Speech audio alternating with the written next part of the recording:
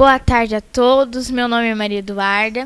É com imenso prazer que hoje, no nosso 68º Conversa com Especialista, o nosso entrevistado de hoje é o doutor juiz de Direito, o senhor Felipe Lage? Felipe Lage. Meu nome é Maria Eduarda, eu tenho 15 anos e faço parte desse projeto desde o comecinho do ano. O projeto nasceu em 2019, com a atitude da professora Gislaine e do professor Luzinel, e ele abrange as 3 escolas estaduais do município, a Escola JJ, Manuel e a Escola Tertulina do Sítio. E é com imensa gratidão que eu agradeço o senhor por disponibilizar um pouquinho da sua tarde para nos responder as nossas perguntas. E a conversa vai funcionar assim, que tem 10 perguntas norteadoras e depois a gente vai abrir para os alunos fazerem as perguntas que mais tiverem o interesse deles. Tudo bem? Agora eu vou passar a palavra para os meus amigos. Boa tarde, eu me chamo Emily e eu sou uma das entrevistadoras. Eu vou estar fazendo algumas perguntas. E logo de início eu já agradeço muito pelo doutor ter aceitado o convite, é uma imensa honra. E a primeira pergunta é que a gente quer saber como foi a sua trajetória e como é o processo de se tornar um juiz e o que levou a essa escolha. Olha, Emily, inicialmente pode me chamar de Felipe. Tá, porque é uma conversa, né, com um especialista, acho que o tema, então, é uma conversa, né, a gente não está numa palestra, num ambiente, assim, mais formal, então não tem problema nenhum chamar de Felipe, tá? Bom, a minha trajetória para eu conseguir, né, conquistar o cargo de magistrado, ela é muito longa, então eu vou tentar sintetizar, resumir ela um pouquinho, tá? Quando eu ingressei na faculdade, inicialmente, eu não tinha muita ideia do que eu ia fazer depois de finalizar a faculdade. Eu acho que pouquíssimas pessoas sabem, sendo bem sincero. A gente tem uma pretensão, um achismo de quem a gente quer ser o advogado, ou juiz, ou promotor, defensor público, delegado. Quando a gente se forma em direito, tem uma gama de opções, né, para a gente poder optar. Então, no meu segundo ano de graduação em direito, eu pensei que talvez eu desejasse seguir a carreira da magistratura. Eu achava uma carreira importante, eu achava que de alguma forma eu poderia transformar a realidade social, sendo juiz, né, tentando de uma pequena forma contribuir com a sociedade. Então, a partir daí eu imaginei que eu poderia ser magistrado. Então, a partir do momento que eu concluí a graduação, eu já iniciei os estudos para a magistratura. Então, foram 5 anos de graduação estudando, e depois de concluir, eu comecei a trabalhar e também estudar para o concurso de juiz, que é um concurso muito concorrido, difícil, tem seus percalços, mas é algo que vale a pena no final. Então, a minha trajetória para chegar aqui foi basicamente essa, foi de muito estudo, combinado com muito trabalho também, porque eu tinha que pagar minhas contas em casa, então eu estudava das 6 da manhã até meio-dia mais ou menos, e trabalhava da 1 da tarde até as 8 da noite, para conseguir conquistar esse meu sonho de virar juiz. Boa tarde, doutor Felipe. Meu nome é Lucas. Boa tarde, Felipe. Meu nome é Lucas. Boa tarde, pessoal que estará acompanhando nós pelo canal do YouTube. Já lembra de dar o like, se inscrever. E seguindo as perguntas, eu queria que o senhor falasse um pouco sobre como que é o mercado de trabalho para quem se forma em Direito. Quais são as possibilidades para a pessoa que termina a faculdade de Direito? Olha, Lucas, tem uma ampla variedade de opções. Isso que é muito bom do curso de Direito, né? Quando eu estava na graduação, a gente teve algumas palestras com alguns profissionais da área. Então, quando você se forma, você pode ser advogado, seja trabalhando numa firma de advocacia, num escritório de advocacia, seja de forma individual também, você pode ser um autônomo, atuando como um profissional liberal. Você pode também seguir a carreira policial, eventualmente se tornar um delegado de polícia, que também requer um concurso público, uma preparação muito intensa, desgastante. Também pode optar pela promotoria de justiça, você pode ser promotor de justiça, que também é um concurso público, que requer 3 anos de experiência antes de você poder ingressar no cargo. Você pode ser defensor público, em que atua na defesa de pessoas hipossuficientes. Então é outro cargo também muito louvável, que também requer o concurso público, muito difícil também de alcançar, de se lograr êxito nesse concurso. E também pode ser juiz de direito, como é o meu caso, que também demanda esse estudo intenso para conseguir conquistar esse cargo. Então, eu acredito que o direito ele dá um leque de opções para você poder seguir. Então, de acordo com a sua aptidão, de acordo com a sua vocação, você pode tentar perfilhar um caminho ou outro caminho. Se não gostar de advocacia, eu tenho diversos amigos que não gostaram de advocacia, resolveram estudar para um concurso público da magistratura ou para um concurso público da defensoria pública.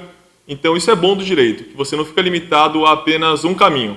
Você tem diversos caminhos que você pode seguir, isso eu acho muito proveitoso, por isso que eu recomendo fortemente as pessoas a fazerem o curso de bacharelado em Direito, por conta das opções que são bem distintas, mas dá um leque maior de opção para o estudante de Direito.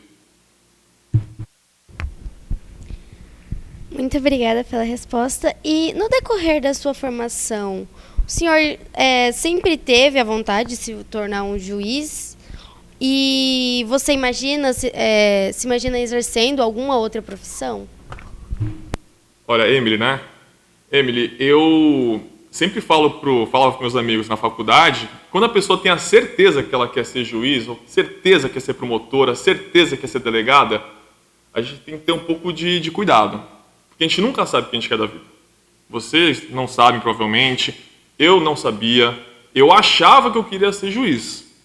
Isso eu sempre conversava, que se um dia, se eu estiver no cargo de juiz, eu não gostar do cargo de juiz, eu não vou seguir essa carreira. Porque a gente passa 1/3 da nossa vida dormindo, 1/3 no lazer e 1/3 no trabalho. Então, tirando a parte de dormir, metade do tempo da nossa vida a gente está trabalhando. 50% de toda a nossa vida. Então, a gente tem que fazer algo que a gente ame. Tem que fazer algo que a gente goste. E não algo que a gente faça por uma obrigação. Então, quando eu estudava para a magistratura, eu tinha plena consciência disso. Se eu não gostar de ser juiz, se eu não gostar do cargo da magistratura, eu me desligo e vou optar por outra carreira. Não tem nenhum problema nisso. Porque eu não vou perder 50% da minha vida fazendo algo que eu não gosto. Então, respondendo a sua pergunta, Emily, eu achava que eu queria. Graças a Deus, quando eu alcancei o cargo da magistratura, que eu tomei posse aqui no estado de Mato Grosso do Sul, eu me realizei com a carreira, me realizei com as coisas que a gente pode fazer como juiz e com a forma que a gente consegue lidar tanto com a sociedade, tanto quanto os processos individualmente. Então, para mim, não era uma certeza. Eu acho que para ninguém é uma certeza. A gente só tem a certeza quando a gente exerce algo. Então, a partir do momento que você exerce algo, sim. Agora eu tenho certeza absoluta que eu quero seguir essa carreira pro resto da minha vida e eu jamais trocarei ela por nada, por nenhuma outra carreira. É muito interessante essa visão de fazer o que ama. Inclusive, eu quero até pegar emprestado uma frase que foi utilizada pela minha prima, Giovana, que ela fez a entrevista em um encontro passado. Ela chegou a comentar que quem trabalha com o que ama, não trabalha. Apenas se diverte, ele está fazendo algo que é proveitoso, que a pessoa está gostando. Seguindo as perguntas, como foi se graduar na USP, que é considerada a melhor universidade do Brasil? E como que é o processo para ingressar nessa vaga tão concorrida? Qual a diferença da USP para outras universidades? Eu vou começar pela última pergunta. Lucas, né? A diferença da USP, na minha visão, para as outras universidades, basicamente, são as pessoas que estão do seu lado. Então, na sala de aula, quando a gente faz dinâmica de grupo, faz algum trabalho em grupo, a gente via a qualificação das pessoas. Isso, consequentemente, faz com que a gente se torne pessoas melhores. Então, a principal diferença da USP para a PUC, para a UEMS, para a UFMS, na minha visão, são as pessoas que estão ao seu lado. Então, eram pessoas muito qualificadas. Isso me fez uma pessoa melhor, pessoalmente. Para ingressar na USP, acho que todo mundo sabe, é muito difícil também, né? Requer intensas horas de estudos e, para mim, não foi diferente. Eu penso que a gente nunca tem uma obrigação de passar em alguma universidade. A gente vai passar na universidade que escolher a gente, de acordo com a nossa preparação, de acordo com o nosso destino. Então, para ingressar na USP, eu concluí o ensino médio em Santos, eu sou de Santos, propriamente, e fui para São Paulo. Por quê? Para fazer um curso preparatório para vestibular. Muitas pessoas, em regra, não têm essa opção, então eu tive o privilégio de conseguir fazer isso. Fiz uma prova para conseguir uma bolsa, consegui uma bolsa de 60%. No primeiro ano de estudos, após concluir o ensino médio, não consegui lograr êxito na aprovação na USP, e eu só queria entrar na USP. Era a única universidade que eu tinha em mente, apenas a USP, nenhuma outra. Depois, no segundo ano que eu fiz esse curso preparatório, eu consegui uma bolsa de 100%. Então, eu não tinha nenhum gasto com os estudos. Por isso que eu também tive a oportunidade de ficar mais um ano estudando para tentar lograr êxito na Universidade de São Paulo. Então, depois desse segundo ano de estudo, de ficar basicamente o dia inteiro estudando, né, durante a semana mesmo, no final de semana eu não estudava, eu consegui alcançar o meu sonho de ingressar na USP. Então, tanto quando eu fui ingressar na USP, eu não tinha nem a pretensão especificamente de fazer direito. Eu queria entrar na faculdade de Direito do Largo de São Francisco, que é a USP, no caso, né? Porque um dia eu fui fazer uma visita guiada que eles disponibilizam, né, antigos alunos na universidade, e eu fiquei impressionado pela arquitetura da faculdade. Era muito bonita, era muito grandioso, então eu falei, pô, eu quero estudar aqui. E quando eu ingressei lá, que eu vi que a diferença realmente são as pessoas. Tá? Tem bons professores em todas as universidades, do Brasil inteiro, excelentes professores, mas as pessoas que compõem a graduação da São Francisco, né, conhecida da Faculdade de Direito da USP, são pessoas diferenciadas. Então, para mim, esse é o principal diferencial de lá para outras universidades. A minha próxima pergunta é algo relacionado a como é o sentimento do senhor de estar aí e esse sentimento de proteger de alguma forma uma sociedade inteira. Como é lidar com isso? Olha, Emily, eu não me considero um protetor da sociedade. Eu considero que eu sou mais uma ferramenta, tá? Dentro do nosso sistema de justiça, dentro do nosso sistema de tripartição de poderes, né? Acho que a sociedade de Itaquiraí, ela é protegida tanto pelo poder executivo, quanto pelo poder legislativo, tanto pelo poder judiciário, tá? E eu, dentro do poder judiciário, eu sou apenas o juiz. A gente tem um corpo aqui no nosso gabinete, no fórum, que trabalha incansavelmente para garantir a justiça para todos vocês. Então, eu não levo isso como um peso, porque eu me considero realmente mais uma ferramenta para tentar, da melhor maneira possível, construir uma sociedade melhor. Eu sou uma pessoa que, desde que eu me mudei para Itaquiraí, eu criei uma grande paixão pela cidade. Então, eu adoro a cidade, eu gosto de andar na cidade, eu gosto de frequentar os lugares da cidade, ir no supermercado, comer alguma coisa em um lugar diferente, na sorveteria. Então, eu gosto da cidade, então eu me sinto parte da cidade. Então, por isso que eu penso, e no meu trabalho eu sempre penso nisso, de tornar Itaquiraí uma cidade melhor. Da minha menor contribuição que eu possa ter, eu quero tornar a cidade uma cidade mais agradável para as pessoas viverem felizes. É basicamente isso. E tentando dar a melhor prestação jurisdicional. O que significa isso? Dar as melhores decisões possíveis dentro das minhas limitações. Então esse que é o meu objetivo aqui e minha visão de não um protetor, mas um colaborador com a sociedade de Itaquiraí. A população, as pessoas elas têm uma tendência muito grande de se sentirem assustadas com um vocabulário bem expandido, um vocabulário diferente, porque é uma linguagem que não usamos normalmente. Geralmente é muito usada por pessoas que exercem o direito.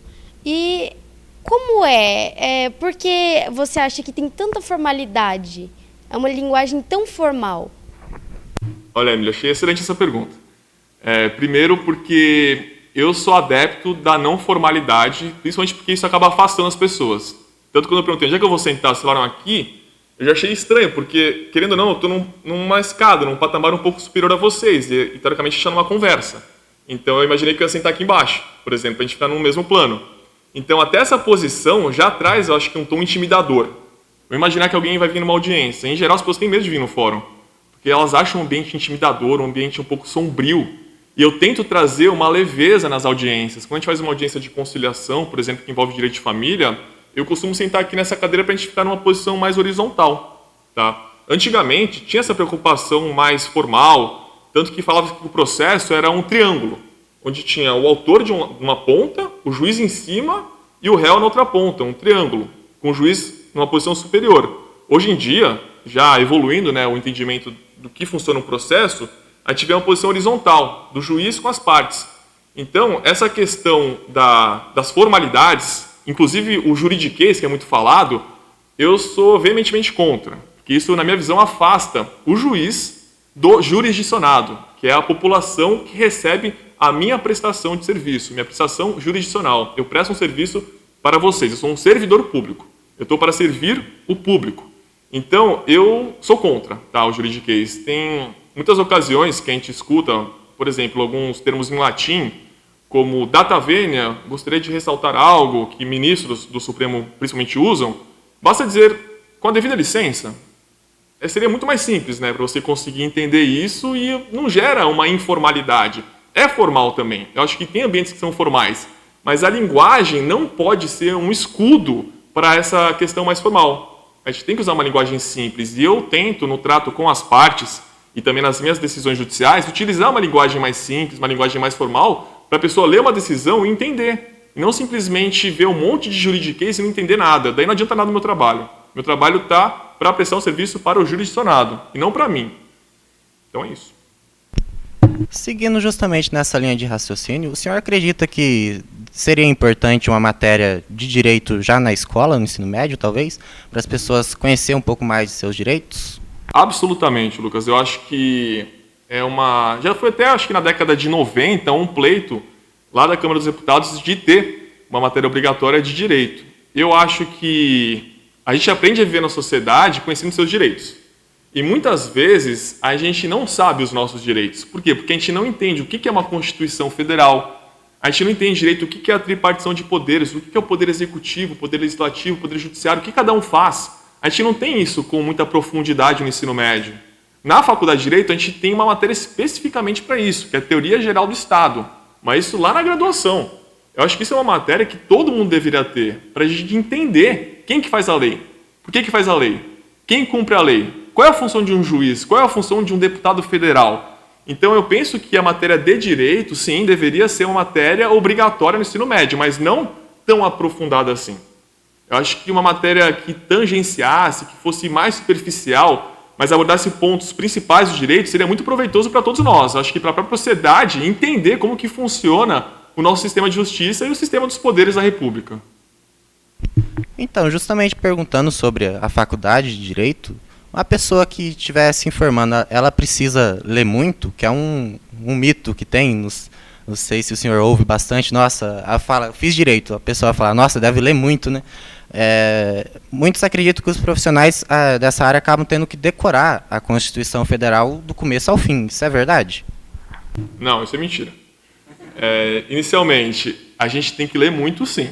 Isso com certeza, que nem eu falei agora da tripartição de poderes, a gente tem que ler Aristóteles para entender que é a base da tripartição de poderes, depois John Locke, que consolida mais, e Montesquieu, que de fato na obra Espíritos das Leis, ele consolida essa ideia de tripartição dos poderes. Então a gente tem que ler grandes autores, sim, mas não significa que a gente tem que ler a Constituição Federal de cima para baixo. A gente tem que ter uma noção boa da Constituição Federal, a gente tem que ter uma noção boa dos princípios que regem a Constituição Federal, mas não decorar ela, porque quando eu vou prolatar uma decisão no meu gabinete, eu tenho acesso a todas as leis. Eu não preciso decorar ela. Se eu tenho uma dúvida, qual que é a pena do crime de homicídio? Eu vou na lei, pego o artigo 121 e vejo, pena mínima, de 6 a 20 anos. Tudo bem, a gente não precisa decorar isso expressamente, porque a gente tem acesso a isso. Então, respondendo a sua pergunta, Lucas, sim, a gente tem que ler bastante, mas não é uma leitura mecanizada. A gente não vai decorar a lei. A gente tem que entender as leis, interpretar as leis e saber aplicar a lei. E também a Constituição Federal. Mas não necessariamente decorar ela de cabo a rabo. Isso não precisa. Tá? Mas, de fato, tem que ler bastante para o curso de Direito em si e depois também da graduação em Direito tem que continuar lendo bastante.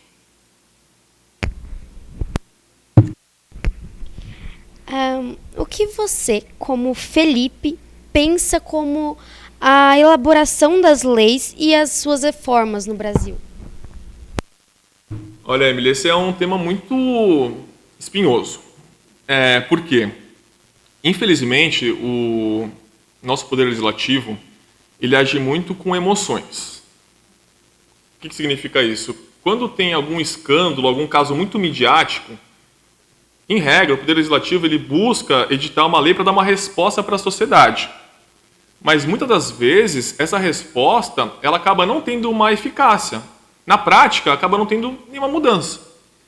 Eu vou citar um exemplo que aconteceu, se não me engano, em 98, que uma empresa que fabricava pílulas anticoncepcionais, ela fabricou algumas pílulas de farinha, vamos dizer assim, que não tinha eficácia. E muitas mulheres engravidaram por isso, mesmo tomando o anticoncepcional.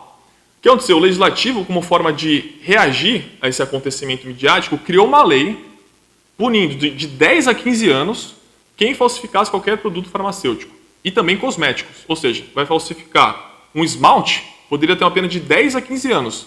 Enquanto que a pena de roubo, por exemplo, é de 4 a 10, a de estupro é de 6 a 10 e a de homicídio é de 6 a 20. Uma pena de 10 a 15 anos é absolutamente desproporcional para uma pessoa que falsifica um cosmético. Então, respondendo a sua pergunta, Emily, essa legislação reativa acaba não tendo uma eficácia prática. Então, muitas das leis acabam sendo criadas nesse viés de emoção para dar uma resposta para a sociedade, para os parlamentares falarem, estamos aqui agindo, mas, infelizmente, essas leis não têm uma eficácia. Isso acontece também quando há algum crime midiático e aumenta-se a pena do crime. Isso adianta alguma coisa? Na prática, eu respondo para vocês que não. O aumento da pena de algum crime não reduz a criminalidade. Isso é estatístico.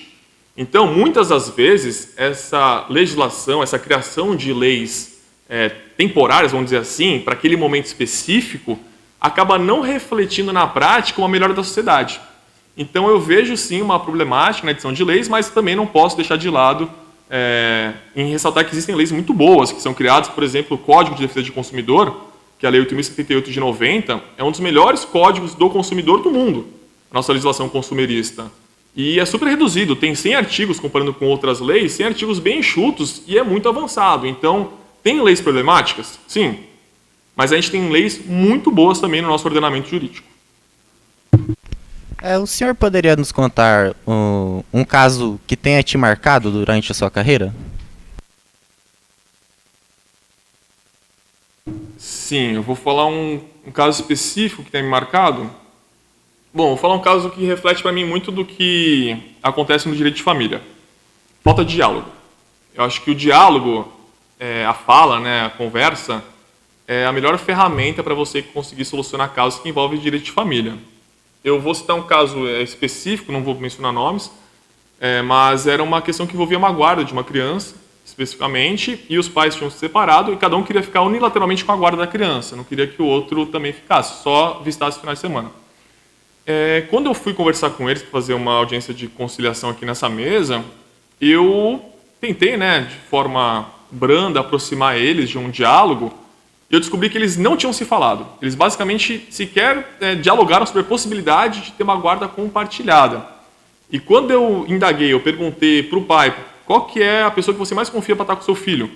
Aí ele falou, é a mãe dele. Aí eu perguntei para a mãe, qual que é a pessoa que você mais confia para cuidar do seu filho? Ele falou assim, o pai. Aí nisso os dois se olharam e ficaram felizes até. Falaram assim, ele confia em mim, ela confia em mim. Aí nesse momento a gente estipulou uma guarda compartilhada. Mas isso tudo pela falta de diálogo antes de começar um processo. Então, para mim, isso foi um caso marcante em que o diálogo ele é fundamental para solucionar os problemas. Não é você entrar com uma ação contra outra pessoa que vai solucionar. Isso só vai aumentar a litigiosidade, que é o conflito. Litígio é conflito entre as partes. Então, nesse momento, eu percebi como que o diálogo ele é importante para solucionar esses problemas jurídicos. É sempre bom ter uma conversinha antes de qualquer ação. É bom estar escutando isso. São coisas mínimas que a gente deveria saber frequentemente, mas a gente sempre esquece. A gente sempre tem que estar se lembrando de coisas tão básicas.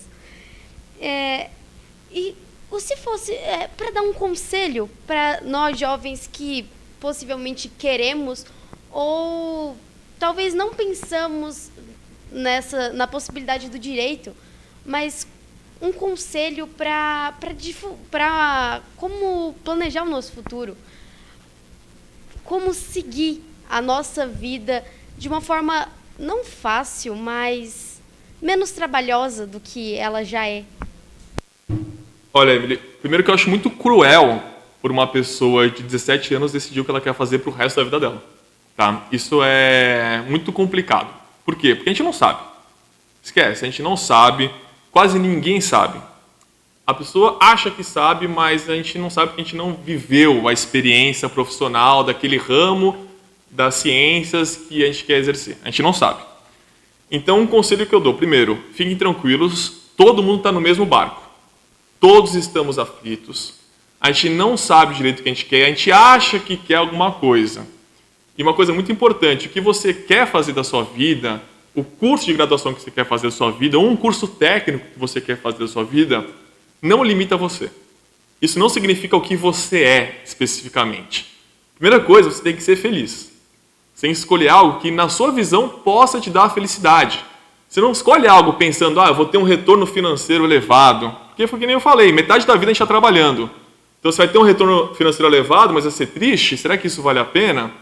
Então, um conselho que eu posso dar, se é que eu posso dar algum tipo de conselho para vocês, é escolham uma carreira que vocês se venham atuando de forma feliz. Tá? Não pensem estritamente na questão financeira, não deixem se levar, às vezes, por emoções dos nossos pais, que buscam que a gente faça uma determinada carreira X ou Y. Tentem estudar a carreira, conversar com profissionais da carreira, acho que isso é muito importante, para depois tomar uma decisão. E não se limitem a um profissional, porque às vezes uma pessoa tem uma visão muito limitada daquela área. Então converse com vários profissionais. Vamos supor, eu acho que eu quero fazer engenharia. Conversem com diversos engenheiros. Quero fazer nutrição. Converse com os 3 nutricionistas, veja como é que funciona a vida deles. Quero fazer direito. Converse com pessoas do ramo jurídico. Então, acho que o mais legal é você conversar com pessoas que exercem aquela profissão para ter uma mínima noção do que você quer. Mas, que nem eu falei, a gente não sabe o que a gente quer. Com 17, 18 anos eu não tinha a menor ideia. Eu achava que eu queria. Então, fiquem tranquilos, sejam felizes e busquem sempre na carreira a felicidade. O resto é detalhe. Tá? Isso é o mais importante que tem para falar. Eu fiquei muito feliz ouvindo as palavras do senhor, até porque o propósito desse projeto que a gente está realizando hoje é justamente esse. E já aproveitando que a gente tem um excelente especialista na nossa frente, o que o senhor poderia dar de conselho para alguém que já quer a área de direito? Que temos vários integrantes no grupo que querem direito, uma aqui do meu lado, alguns que infelizmente não puderam vir hoje, tem mais na plateia ali. E também a segunda pergunta, para quem está em dúvida, o que o senhor falaria para convencer essa pessoa que o direito é uma boa faculdade? Olha, Lucas, eu acho que é muito difícil a pessoa que está em dúvida, eu querer convencer ela. Por quê? Porque eu acho que é muito de vocação. Tá?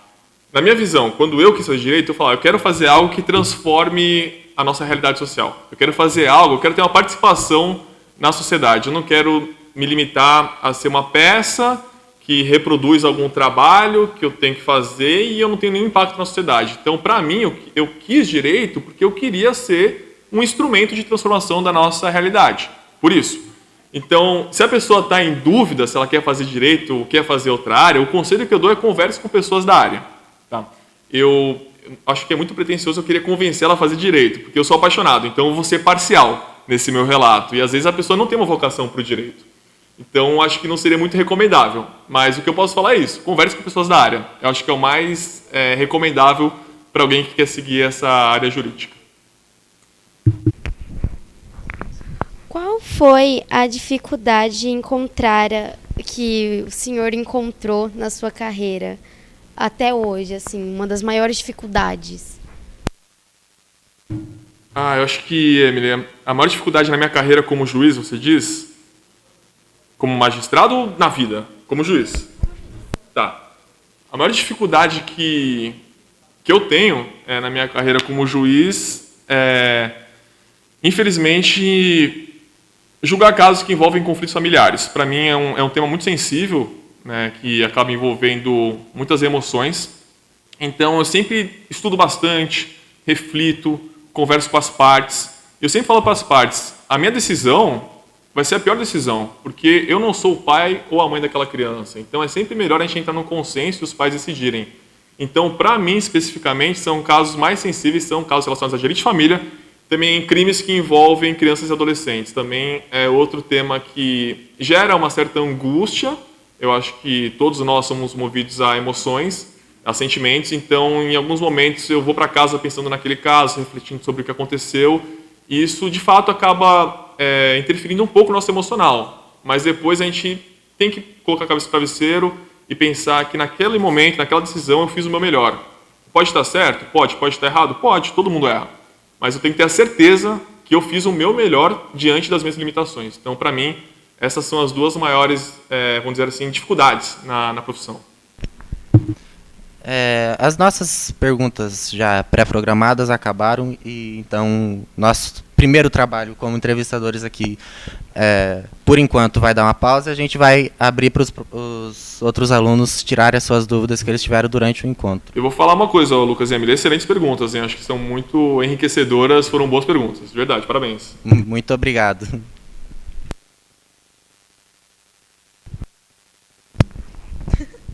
Boa tarde, eu me chamo Giovana, eu tenho 16 anos e eu sou da escola Manuel Guilherme.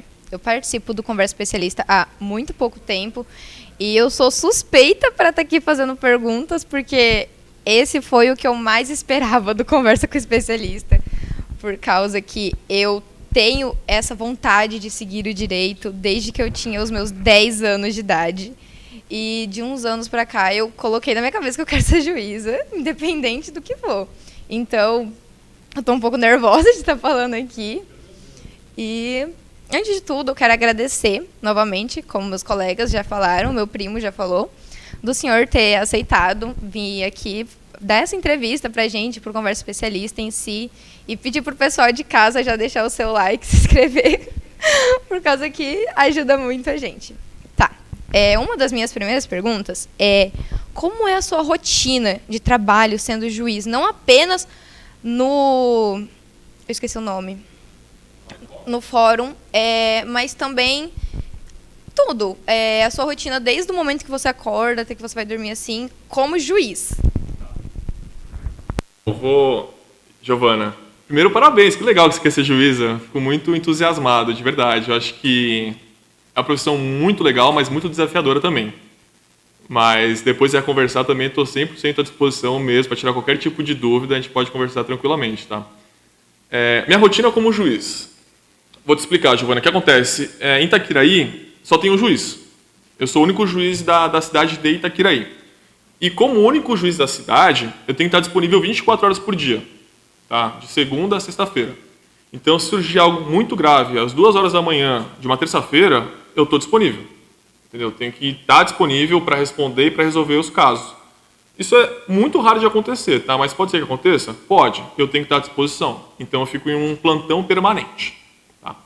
Mas o que eu faço em geral? O fórum ele funciona do meio-dia às 7 horas da noite. Nesse horário especificamente, a gente tem que estar aqui presencial trabalhando. Tá? Mas em razão do elevado volume de trabalho que a nossa comarca tem, a gente tem, em média, 4.800 processos. Tá? Tem muito processo na cidade de Itaquiraí. Então, eu acabo, às vezes, chegando um pouquinho mais cedo, às vezes saio um pouquinho mais tarde. Tem dia que eu chego às 7, 8 da manhã, tem dia que eu chego meio-dia. Então, acaba não tendo um horário inicial de trabalho.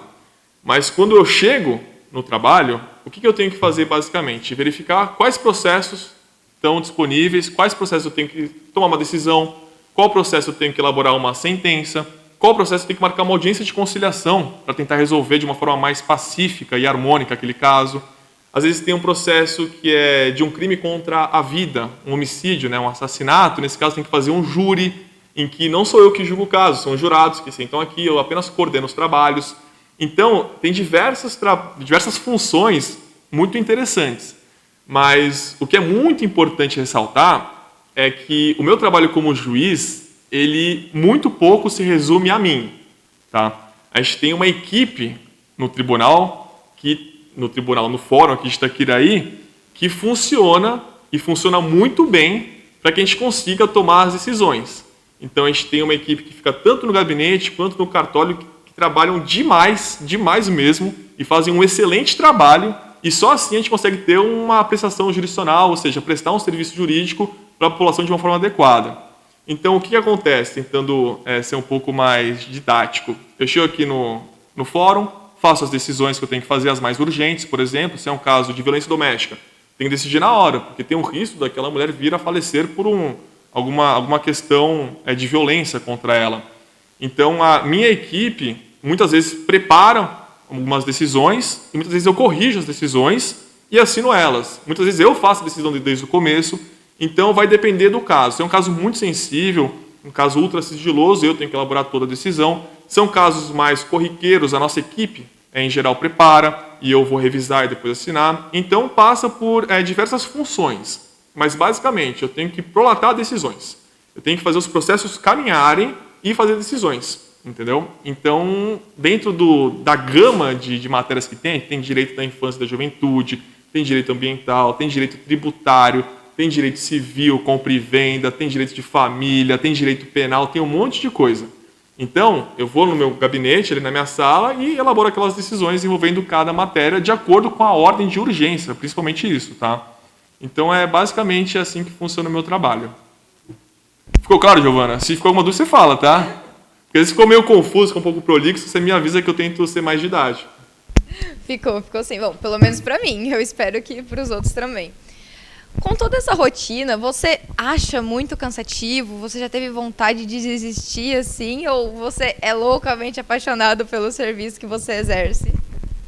Olha, Giovana, eu vou ser muito sincero.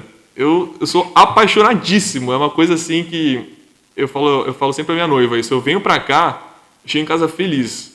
Às vezes a gente tem um dia exaustivo de trabalho, com 7 audiências, tem que fazer decisão, sai daqui às vezes 8h30 da noite. Eu chego em casa sorrindo, sempre. É uma coisa que eu nunca imaginei, sendo muito sincero. Eu achei que eu nunca ia chegar num grau de felicidade e satisfação pessoal que nem eu tenho hoje.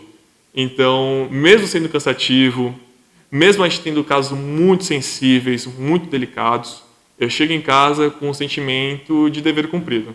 Então, graças a Deus, eu estou numa profissão que eu sempre sonhei em estar, mas que só exercendo ela que eu tive a real noção o quão feliz eu sou fazendo o que eu faço. Então, respondendo essa pergunta, assim, eu chego realizado e eu tenho uma paixão surreal pela magistratura, não tem como comparar mesmo. É igual o Lucas disse, uma frase que eu disse no último Conversa Especialista e que é a mesma coisa que eu estou vendo aqui. É uma frase que eu ouvi quando eu era nova e eu levei isso para minha vida, justamente para mim escolher a minha carreira. Que foi até o meu bisavô que falou ela para mim pela minha primeira vez. Que é, quando você faz o que ama, você não trabalha. Você se realiza pessoalmente e aquilo já é o suficiente para você. E olhando assim, o jeito que você fala da sua carreira, as palestras que você dá nas escolas, que eu estive presente em 1 ou 2, se eu não me engano, é muito, assim, expresso que você realmente faz o que gosta. E eu realmente quero fazer isso também. Com isso, você tem alguma referência nessa área que você olhou e falou, nossa, eu quero ser igual ou pelo menos parecido com essa pessoa? Sim, eu tenho uma referência que foi meu antigo chefe. Quando eu estava na faculdade de Direito, eu estagiei com um desembargador. Um desembargador é um juiz que julga recursos, basicamente isso. Depois de muito tempo na carreira, a gente vai mudando de cidade, chegando em cidades mais populosas e no último grau da carreira estadual você pode virar desembargador. Você vai analisar os recursos que são julgados pelos juízes. O juiz prolata uma sentença, a parte pode recorrer e quem vai julgar esse recurso é o desembargador. Então, eu trabalhava junto a um gabinete de desembargador lá em São Paulo. E ele sempre foi minha referência, que é o Dr. Galdino Toledo Júnior. Eu fui estagiário dele e é uma pessoa absolutamente humana, que tem um trato com as partes surrealmente sensível, humano, que se preocupa realmente com aquela decisão que ele está fazendo. Ele não vê o processo como um número, ele vê o processo como uma vida. Então, eu fico até arrepiado mesmo, porque eu tenho uma admiração gigantesca pelo Dr. Galdino. Então, para mim, ele é um exemplo de magistrado e é um exemplo de pessoa que eu sempre busquei seguir e me espelhar. Então, essa seria a minha referência. Nossa, sensacional. Parabéns apenas. Eu vou deixar meus colegas falarem um pouco, por causa que eles já estão sentados aqui há um tempo e só eu estou falando. Então, vai, Clara, é sua vez. Oi. Tudo bem, Clara? Parabéns pelo noivado. Muito obrigado. De nada. Achei muito legal, você mencionou que tem uma noiva e você também mencionou que você trabalha aqui no fórum de meio-dia até às 7 da noite, né? Então, você acabou de dizer para a Giovana que você sempre volta do trabalho sorrindo, então acho que a sua resposta vai ser positiva para essa pergunta, mas eu queria saber se atualmente ou em alguma fase do seu trabalho, talvez no começo, se você não ficou muito estressado com a rotina por ser muito tempo de trabalho e muita coisa, até porque o senhor cuida de casos ambientais, familiares, essas coisas todas, se o senhor não precisa, tipo, de uma trégua como você faz para conseguir esfriar a cabeça, conciliar o tanto de trabalho, já que você é o único juiz aqui, com, por exemplo, a sua esposa, com a sua casa, com a sua vida e etc. Olha, primeiro, a prioridade número 1 da minha vida é minha noiva. Basicamente é essa. Então, isso é uma coisa muito, muito importante para ser falado também. Primeiro, minha noiva, minha família, né, no caso, e depois o trabalho. Então, eu sempre pensei isso para mim, tanto que no começo da carreira, que ela não estava aqui ainda, por mim, eu ficava aqui 15 horas por dia. E eu realmente tinha esse desejo. Chegava às 8, ia embora às 8 da manhã, às 8 da noite, feliz. Mas quando ela realmente veio para cá, que a gente começou a morar junto aqui em Itaquiraí, aí não. Aí a gente tinha limites. A gente sempre conversava. Ó, você vai trabalhar do meio-dia às 19, você vai trabalhar das 9 às 19, quando surgir algum imprevisto. Muitas vezes eu trabalho de casa, então acaba sendo conciliador. Não gera nenhum problema. Mas eu acho que é importante a gente ter também hobbies, para a gente conseguir não só ficar voltado no trabalho, porque, que nem eu falei, a gente tem muitos casos sensíveis que mexem com o nosso interior. Então é bom a gente ter alguns afazeres, alguns hobbies. E eu gosto muito de esporte. Então eu jogo futebol aqui, jogo vôlei, gosto de correr. Então são algumas atividades que me dão prazer também. E acaba que não foca só no trabalho especificamente. O esporte sempre foi na minha vida uma válvula também para a felicidade. Então, respondendo a sua pergunta, acho que o esporte é importante para a gente conseguir balancear e conciliar tanto a vida familiar quanto a vida profissional. Entendi. Parece que o senhor fala, igual a Giovana falou, parece que o senhor fala de dois amores seus, assim, é muito bonito. Obrigado. A noiva e isso aqui. É isso. Muito bonito o jeito que o senhor fala. E a outra pergunta que eu tenho é assim, eu lembro do senhor de uma palestra que... Não é senhora Felipe, desculpa.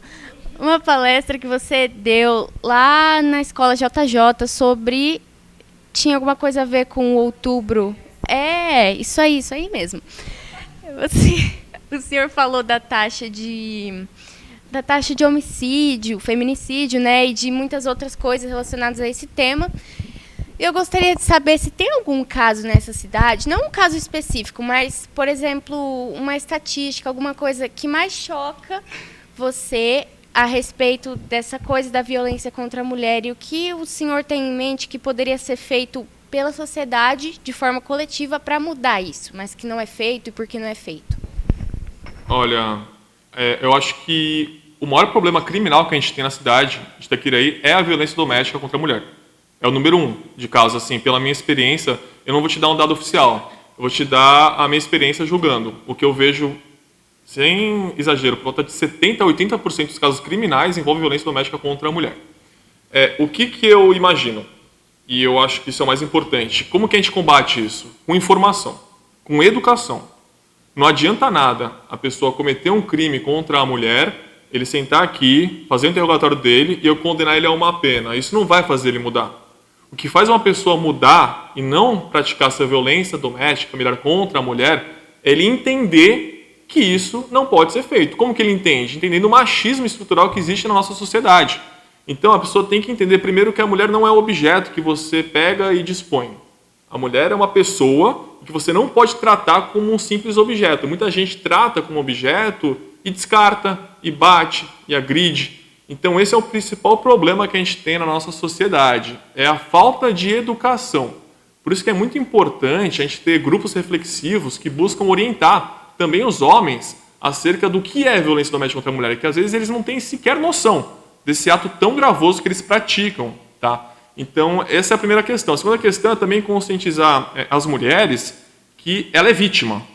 Então, muitas mulheres têm vergonha de denunciar, ficam com medo de denunciar, acham que é normal aquela situação, mas não é normal um homem falar alto com uma mulher, não é normal um homem socar a geladeira numa discussão com uma mulher. Então, esses são alguns fatores que a sociedade tem que aprender e tem que entender.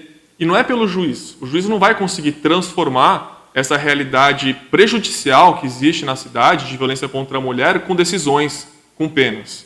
Eu nunca vou conseguir transformar isso. A gente vai transformar isso com a educação, com vocês.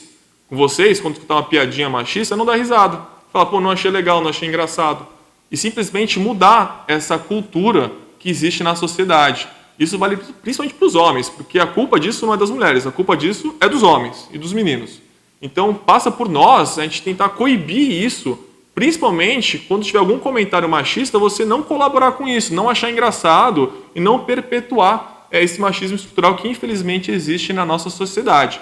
O que eu posso dizer também, que é muito importante, que o delegado de polícia, o doutor Eduardo Lucena, ele tem uma visão muito combativa também a essa questão da violência doméstica e familiar contra a mulher. Então, desde o momento que eu cheguei na comarca, eu já conversei com ele diversas vezes sobre isso e ele tem um papel muito importante também de combater isso. Então, sempre quando tiver alguma situação de violência doméstica contra a mulher, basta essa pessoa ir na delegacia que ela vai ser acolhida. Ela é vítima, ela vai ser acolhida e vai ter um pedido, eventualmente, de uma medida protetiva contra um suposto agressor. Então, isso é muito importante para todo mundo ter a plena consciência disso. Se teve algum caso desse, delegacia de polícia, que a gente tem que coibir isso da raiz, porque é o que eu sempre falo, a violência doméstica ela é uma escalada. Ela começa com uma agressão verbal, com um ato de ciúmes, agride verbalmente a pessoa, quebra objeto na casa. Quebrar objeto, simbolicamente, na psicologia, falam-se que quando você quebra algum prato na casa, soca a geladeira, você está transmitindo a seguinte mensagem: eu posso fazer isso também com você, mulher. Então, quando começa a ter esses atos de violência contra o objeto, violência verbal, depois passa para as vias de fato, uma lesão corporal, vai culminar num feminicídio. Tá? Quase todos os feminicídios que eu analiso têm essa escala da violência. Então, é importante a gente cessar a violência da base. Então, se tiver alguma piada machista ali, já é a base que começa a escalada de violência contra a mulher. Então, por isso que o mais importante, sintetizando, é justamente a educação. Então, sem a educação, a gente nunca vai transformar esse quadro absolutamente epidêmico que tem na nossa cidade. Então, passa por vocês, pelos alunos, de tentar combater isso, muito mais do que eu. Uau! O senhor é muito inteligente. Eu lembro que você falou tudo isso pra gente também lá na escola, mas, obviamente, a maior parte dos meninos e das meninas também não prestaram muita atenção. Eu já ouvi muito falar em, tipo, por exemplo, um caso em que um homem agrediu sua esposa, que ele foi colocado pela lei num meio que curso de controle de raiva, algo assim. Eu nunca vi coisas assim nessa cidade, por exemplo. Mas é verdade, isso aí que você falou, que tudo começa na educação e a educação tá difícil nessa cidade, né? Mas é muito bom que pelo menos o senhor saiba como a gente deve se conscientizar. Na verdade, eu gostaria de saber... O delegado, ele tem uma grande... Os policiais, eles têm uma grande ajuda aí. O senhor, que é juiz, não pode fazer muito. O senhor dá a pena e você tem a ideia do que deve ser feito, que é a educação das pessoas, mas que membro do corpo jurídico pode realmente fazer alguma coisa a respeito? Inicialmente, Clara, eu tenho trabalhado há mais de 2 meses. Eu vou apresentar um projeto para a prefeitura, não sei se isso vai se concretizar, tá? Estou só pensando, de instituir grupos reflexivos de homens, como se fosse uma pena do indivíduo que pratica uma violência doméstica contra a mulher. Porque tem uma previsão na Lei Maria da Penha, que além de uma eventual pena de prisão, você pode encaminhar o agressor obrigatoriamente para grupos reflexivos de homens, que é justamente você fazer uma roda de conversa com homens psicólogas e psicólogos, para conscientizar eles de que aquilo que ele fez é um ato de machismo estrutural e um ato de violência contra a mulher que busca menosprezar a mulher. Então, eu tenho essa ideia de apresentar para a prefeitura esse projeto para tentar implementar grupos reflexivos. Tá? Eu estou trabalhando nisso ainda. Assim que eu conseguir consolidar esse meu projeto, eu vou apresentar, porque tem pesquisas que mostram que o índice de reincidência, quando tem essa conscientização, diminui por volta de 70%. Então, eu acho que é uma das principais ferramentas. E nada isso é do que uma educação. Você educa o agressor de que aquilo é errado e que aquilo não pode fazer. Agora, Clara, respondendo a sua pergunta acerca do membro mais importante para a gente conseguir combater essa violência doméstica familiar contra a mulher, eu acho que a principal porta de entrada é justamente a delegacia de polícia. Por quê? Quando a mulher sofre um eventual crime, ela tem que ir na delegacia de polícia para pedir uma medida protetiva. E ela sequer precisa de advogado para isso. Ela não vai gastar nenhum dinheiro para isso. Ela basta ir na delegacia, o delegado de polícia ele encaminha esse pedido que a própria mulher faz, ela preenche um questionário pedindo, eventualmente, que ela quer que o agressor seja afastado do lar, ela quer que ele não se aproxime a menos de 300 metros de distância, ela pode fazer esse pedido por ela mesma. E a partir do momento que ela faz esse pedido, o delegado encaminha para mim e eu vou deferir ou não aquelas medidas protetivas. Então, respondendo a sua pergunta, Clara, é isso. É o delegado de polícia, que é a principal porta, e a partir dele, esse pedido vai chegar no juiz. E a partir daí eu vou poder deferir ou não o pedido daquela vítima de violência doméstica. Entendi. Obrigada, Felipe, por responder minhas perguntas. Eu espero de coração que essa sua ideia que você vem desenvolvendo há uns meses realmente dê resultado para a nossa sociedade melhorar, né? Para diminuir essa estatística que o senhor falou. Obrigada. Bom, boa tarde. Eu sou Wesley, tenho 19 anos, sou estudante do 3º ano do ensino médio, concluo meu ensino médio esse ano, sou da Escola Manuel Guilherme e vim com a atualização da professora. E eu não faço parte do grupo. E eu queria saber como que eu faço para reportar uma denúncia, o que eu tenho que fazer para passar uma denúncia para o senhor sobre um ocorrido, um caso. Tá. Wesley, né? Eu lembro de você da palestra que a gente conversou no final da palestra na Manuel Guilherme. Eu me recordo de você, um aluno muito dedicado, por sinal. Achei isso muito bacana. Wesley, quando há um caso, o senhor diz especificamente quando é violência doméstica contra a mulher ou algum crime eventual? Bom, é com qualquer crime, assim, digamos. Ou eu, sei lá, quero denunciar alguém que fez mal pra mim ou pra alguma família minha. O que eu tenho que fazer? Eu tenho que ir na delegacia depor um depoimento, passar aqui pro senhor, ou eu tenho que vir aqui no fórum falar com alguém específico, assim? Tá, vou te explicar, Wesley. Quando acontece algum tipo de crime, especificamente, inicialmente a pessoa tem que ir para a delegacia de polícia, tá? Esse é o primeiro canal. Que a partir do momento que a pessoa vai para a delegacia de polícia e relata um eventual crime para o delegado de polícia, vai ser feito um termo explicando o que aconteceu, o seu relato, e a partir daí o delegado vai investigar aquele crime que você falou. O que ele vai fazer? Vai escutar testemunha, vai até o local dos fatos que teve o crime, vai pedir alguma busca domiciliar na casa daquela pessoa, enfim, ele vai fazer um inquérito policial. O nome disso é inquérito policial. Ele vai buscar informações para verificar se de fato aquele crime que você reportou, Wesley, aconteceu ou não aconteceu. Tá? A partir do momento que ele conclui as investigações, ele chega na conclusão que de fato aquele crime aconteceu, ele vai mandar para o promotor de justiça, tá? Porque quando tem algum crime, você não precisa de advogado. Em regra, você não precisa de advogado para se defender daquele crime que foi praticado contra você. Em regra, tá? Tem alguns crimes que sim, precisa de advogado particular. Mas em regra, essa ação penal, quem vai ajuizar ela, quem vai denunciar ela é o promotor de justiça. Tá? Se ficar muito técnico, Wesley, você me interrompe, eu tento explicar melhor, tá? Porque às vezes fica meio complicado de entender. Mas o delegado de polícia faz a investigação, chega na conclusão que de fato houve um crime que o senhor reportou para ele. Esse inquérito vai para o promotor de justiça, o promotor vai analisar se de fato teve mesmo o crime e vai oferecer uma denúncia. Essa denúncia vai ser enviada para o juiz. Eu vou analisar a denúncia e vou ver se tem elementos mínimos para receber aquela denúncia, aquele crime que o senhor falou que sofreu. E a partir daí vou citar o réu. Falar, réu, se defende daquela denúncia?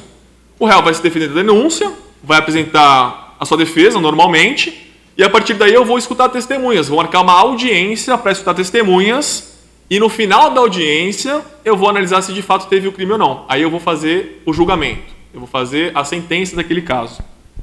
Eu acho que é mais ou menos isso. Mas um ponto importante, Wesley, para mencionar.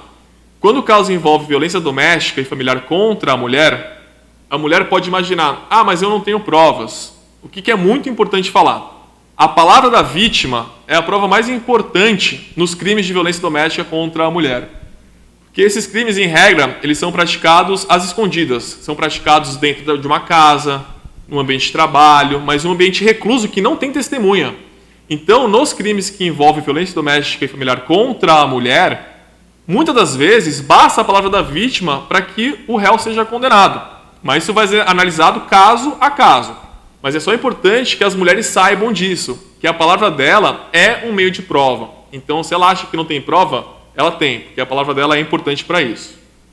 Respondi a pergunta, Wesley? Eu fico muito complexo. Não, respondeu muito bem, que eu acabei de... Que bom. Agora, uma outra coisa. O que eu tenho que fazer, tipo, se eu recebo algum processo? Tá. Se você recebe algum processo, vamos dizer assim, criminal, eu vou tentar diferenciar. Isso. Tá. Se você recebe um processo criminal, alguém falou que você praticou um crime, vamos supor, um crime de roubo, você roubou alguém. Uhum. Se você não dispor de recursos financeiros para contratar um advogado particular, a Defensoria Pública ela vai atuar na sua defesa sem que você despenda qualquer tipo de valor. Então, o papel da Defensoria Pública é justamente auxiliar as pessoas hipossuficientes financeiras, ou seja, que não têm condições financeiras de pagar um advogado para fazer a sua defesa. Então, mesmo num processo civil, eventualmente, que você não tenha recursos, vamos supor, bateu o carro, você bateu o carro contra alguém. Esse alguém fala que você está errado e te processa. Eu falo, quero reparação dos danos que você causou no meu automóvel. Você recebe uma citação desse processo, se você não tem condições financeiras de arcar com isso, você vem aqui no fórum e fala com a Defensoria Pública. Fala, olha, eu preciso de um auxílio porque eu estou sendo processado e eu não tenho dinheiro para pagar um advogado. Então, mesmo nos casos cíveis, por assim dizer, você também pode recorrer à Defensoria Pública se não tiver condições financeiras. Nesse caso da diferença Isso. Eles mandam um advogado para me ajudar ou como que funciona isso? Claro. Importante pergunta, Wesley. Os advogados, eles têm que fazer a prova da OAB para poder exercer a função de advogado. A Defensoria Pública, ela não precisa fazer necessariamente a prova da OAB. A Defensoria Pública, ela atua como defesa. Ela faz um concurso específico, a pessoa que quer, se tornar defensor público, faz um concurso e vira defensor público, alcança o cargo de defensor público. Nesse momento, ela mesma, a pessoa, ela atua como a sua defesa. A defensora pública, ela é a defesa. O advogado também pode fazer a defesa, mas a Defensoria Pública, ela mesma atua na defesa das pessoas. No caso, nossa comarca, a doutora Juliana é a defensora pública de Itaquiraí. Então, se for o caso, você recebeu uma citação de um processo, não tiver recurso financeiro, você vai na Defensoria Pública e fala que precisa de um auxílio da Defensoria, porque você não tem recurso financeiro. Nesse caso, a doutora Juliana vai fazer a sua defesa. Entendeu? Ah, sim. Então tá. É só isso só, por enquanto. Obrigado, Wesley, pela pergunta. Agora é minha vez. Pode falar, João. Eles já tocaram muito no assunto de crimes que ocorrem, você falou muito do feminicídio. Por sinal, eu queria ressaltar que eu acho muito importante a presença do senhor em escolas, aceitando dessas entrevistas para as escolas, porque como você falou, sem educação, o que mais vai acontecer, é crime mesmo. As pessoas precisam ter essa noção de que a educação, ela é a base e ponto final. Você tem que ter, igual o Lucas falou, da matéria de direito na escola. Realmente, eu também acho muito importante, acho que não sou eu, como muitas das pessoas que estão aqui, por causa que o que mais ocorre, ao meu ver, e a pesquisas, é pessoas que não conhecem seus direitos, não sabem que aquilo é um crime e acabam deixando de lado. O que já foi citado, o problema da mulher, que ela, muitas vezes, ela acha que ela não tem provas por ser uma vítima de agressão e ela acaba não denunciando. Então, realmente, eu acho muito importante isso. Eu só queria ressaltar isso que a Clara falou e eu fiquei na ansiedade de falar, mas eu deixei ela terminar de falar. Agora, voltando porque eu ia te perguntar, você disse que concilia bastante a sua vida de Felipe e de Felipe juiz. Mas, assim, já teve algum dia de um caso que você atendeu, que você ficou, realmente chocado com aquilo, que você ficou horas pensando daquilo mesmo em casa? E quando isso acontece, o que você, faz para tentar aliviar isso? Por causa que uma vez foi uma psicóloga no Conversa Especialista, além do mais, um beijo para a senhora, a doutora Rúbia, e ela disse que na faculdade dela, ela aprendeu também na vida que o seu profissional é o profissional e a sua vida pessoal é a sua vida pessoal. você atende pessoas, ela quanto o senhor também, e você não pode deixar aquilo te afetar 100%, porque você tem que estar pronto para a próxima pessoa. Como você mesmo falou, você acaba se sentindo e é uma ferramenta do departamento público. Então, quando isso acontece, se já ocorreu, poderia contar para a gente como foi sua experiência com isso e qual dica você dá para alguém que está se formando e que tem essa dúvida? Olha, Giovana, primeiro, a questão da psicóloga, eu acho fundamental qualquer pessoa, independentemente se tem algum conflito interno ou não, fazer terapia, tá? Eu fiz terapia dos meus 10 até os 18 anos de idade. Eu acho que é importantíssimo para a nossa evolução pessoal a gente fazer terapia para se conhecer, para ter um autoconhecimento, e às vezes tem algum conflito interno que a gente nem sabe que existe, que acaba aflorando, e você consegue resolver isso com a ajuda de um psicólogo. Então, uma das profissões mais louváveis que tem é a profissão de psicólogo, e eu sempre atesto isso. Essa questão de misturar a vida pessoal, né, o Felipe Juiz do Felipe, isso não pode acontecer. Por quê?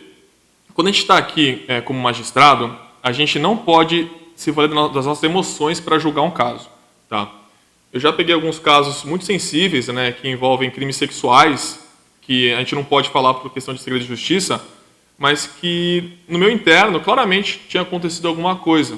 Tá? A gente escuta a criança falando, é uma situação bem dramática, inclusive, mas se eventualmente não tem nenhum tipo de prova que conduza aquele crime sexual ou não, a gente tem que se valer o quê? Da lei e da prova no processo, apenas isso. Então a gente não pode deixar a nossa emoção invadir o Felipe Juiz. A gente tem que permanecer o Felipe Juiz rígido, centrado, tranquilo, para a gente tomar a decisão de acordo com as provas que tem no processo e de acordo com o que aconteceu. Então, isso não pode acontecer. Tá? Tem vezes que eu chego em casa e reflito bastante sobre um caso? Tem. Mas isso é o Felipe que acaba levando coisas do Felipe Juiz para casa. Agora, o Felipe Juiz não pode trazer coisas do Felipe de forma alguma. Então, isso é uma coisa que a gente tem que trabalhar de forma interna e impedir que isso aconteça, porque senão o julgamento, ele não vira um julgamento justo, ele vira um julgamento arbitrário. Tá? Porque não são as minhas convicções internas que devem pautar o meu julgamento. São as provas nos autos. Então, minha religião, minha orientação, minha ideia de vida, jamais pode interferir no julgamento de um caso. Então, por isso que a gente tem que blindar o Felipe e sempre atuar com o Felipe Juiz de forma mais séria e responsável para dar o melhor serviço para as pessoas, para não ter nenhum tipo de injustiça naquele julgamento. Uau! Quando você se tornou juiz, no início da sua carreira, você achou isso muito complicado? Olha, Giovana, complicado. Eu pensaria que é complicado pela questão da responsabilidade. Tá? A partir do momento que eu cheguei aqui em Itaquiraí, que eu vi que a gente tinha... Vou dar só um exemplo. A gente tinha 2.200 processos sem ter nenhuma movimentação há mais de 100 dias. 2.200 processos. Então, na hora que eu cheguei na cidade de Itaquiraí, eu pensei na grande responsabilidade que a gente tinha de fazer a comarca funcionar. Aí, com a incansável ajuda de todo o nosso corpo aqui do fórum, seja do gabinete, seja do cartório, a gente conseguiu reduzir isso para 900 processos. Então, a gente tinha de 2.200 processos, sem movimentação há mais de 100 dias, para 900 processos.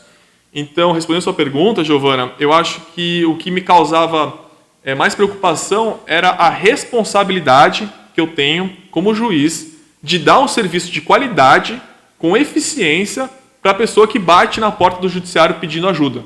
Tá? A pessoa bate pedindo ajuda, ela quer que seja feita uma decisão, ela quer que isso seja feito num prazo razoável, e eu tenho a obrigação de fazer isso. Porque quem me remunera são vocês. É a população que paga imposto, que vai remunerar o juiz. Então eu estou aqui não por mim. Eu estou aqui sendo um servidor público. Que nem eu falei no início, eu estou a serviço do público. Então eu tenho que ter essa consciência e responsabilidade de sempre fazer o meu melhor no meu trabalho. Então acho que essa angústia eu tive no começo de até que ponto eu vou conseguir fazer o meu melhor. E eu preciso fazer isso. Então acho que essa foi a maior dificuldade que eu tive quando eu cheguei aqui na cidade. Realmente. E, por sinal, você falando lá de arquivos que não era acessado há 100 dias, também eu lembrei de uma situação que pensando, repassando toda a minha vida escolar, a primeira vez que eu vi um juiz na escola foi a que você foi lá falar sobre o feminicídio, junto com as defensoras públicas desse cargo. E aquilo, tipo, quando falaram, tipo, o novo juiz da Quiraí vai dar palestra. O juiz aqui na escola para dar palestra? Então, tá bom. Eu fui ainda sem acreditar. Então, eu acho muito legal isso de você, como juiz, tipo, por causa que eu vi muitos casos, eu realmente vejo, porque, como eu falei, é isso que eu quero seguir, e eu acabo vendo muito disso. Então, de juízes que se tornaram juízes e aquilo subiu na cabeça, igual você falou da base do triângulo, que são o réu, eu esqueci o nome do outro, como é que é? O autor e o juiz no topo. Então, isso realmente sobe muito para a cabeça de tanto juízes quanto advogados e quanto muitas profissões, tipo, eu me formei em medicina. Não quero mais falar com você, eu sou médico, dá licença. Então, isso realmente é muito importante, tanto para o Felipe Juiz, quanto para o Felipe, que é humildade, empatia. Isso realmente eu acho muito importante, tanto para essa carreira, quanto para todas. Isso deveria ser algo necessário para qualquer escolha que você fosse fazer na sua vida, você ter aquilo, tanto como você falou, que aqui você tem que ser o Felipe Juiz, você não pode, por mais que as suas emoções, tipo, digam, poxa, isso é errado, mas mesmo assim, é o que está na lei. Eu sou um defensor público, eu sigo isso. Isso é realmente muito incrível. Eu acho muito legal da sua parte, tipo, você tá abrindo isso ao público, a nós público, e isso é realmente muito importante. A minha última pergunta, a penúltima, é como você define a sua vida em uma palavra? Se você fosse escolher essa palavra para definir a sua carreira, tanto de Felipe para Felipe Juiz, qual você escolheria? Alegria. Basicamente, resumindo assim, uma palavra é alegria, não tem outra. Tranquilo. E que conselho você daria para o mini Felipe quando ele decidiu, nossa, eu quero fazer direito, quando ele ainda nem tinha ideia de que ele queria ser juiz? Tipo, uma dica, e se você pudesse falar alguma coisa para ele, o que você falava hoje? Segue exatamente o que você fez a vida toda. E eu vou ser muito sincero, quando eu era aluno do ensino médio, eu não era um bom aluno. Assim, de notas, nunca fui um bom aluno mesmo, tá? Eu era muito envolvido com esportes, a vida toda. Eu joguei até profissionalmente handebol uma época, então eu sempre fui dos esportes. Então eu nunca tive uma vocação acadêmica, sendo bem sincero. Então, às vezes eu penso, será que eu deveria ter estudado mais no colégio para conseguir alcançar meu sonho antes? Aí eu falo, não, porque eu conheci a minha noiva no curso pré-vestibular, então eu poderia não ter conhecido ela, que é a mulher da minha vida. Então, eu sempre penso que tudo tem um porquê na vida. Então, eu falaria pro mini Felipe, faça exatamente o que você está fazendo, o que você acha que tem que fazer, que no final, tudo dá certo. A gente sempre vê alguns percalços na vida, a gente às vezes tem alguma perda familiar, a gente tem algum problema muito sério de saúde, mas no final você fala, tudo tem um porquê. Então eu acredito muito nisso, muito no destino. Então acho que a gente tem que fazer as coisas, aceitar as coisas ruins e ter certeza que coisas boas e melhores virão. Então meu conselho é, faça exatamente o que você está fazendo, não mude nada. Muito obrigada por responder as minhas perguntas, por realmente responder em uma conversa de verdade, por mais que você falou no início, de estar aí em cima, ser algo intimidador, você continua sendo, como eu posso descrever, uma pessoa aberta a questionamentos que a gente traz e trazendo soluções para eles. Então, parabéns por essa pessoa incrível que você é. Não só eu, como eu acho que muitas pessoas daqui e de Itaquiraí, só tenho a agradecer pelo seu serviço, pela sua disponibilidade ao público, às pessoas de Itaquiraí. Então, muito obrigada. Eu estou muito feliz de ter feito essa entrevista. E é isso, eu só tenho a agradecer. Como diz a nossa professora Gislene, em todos os encontros, gratidão.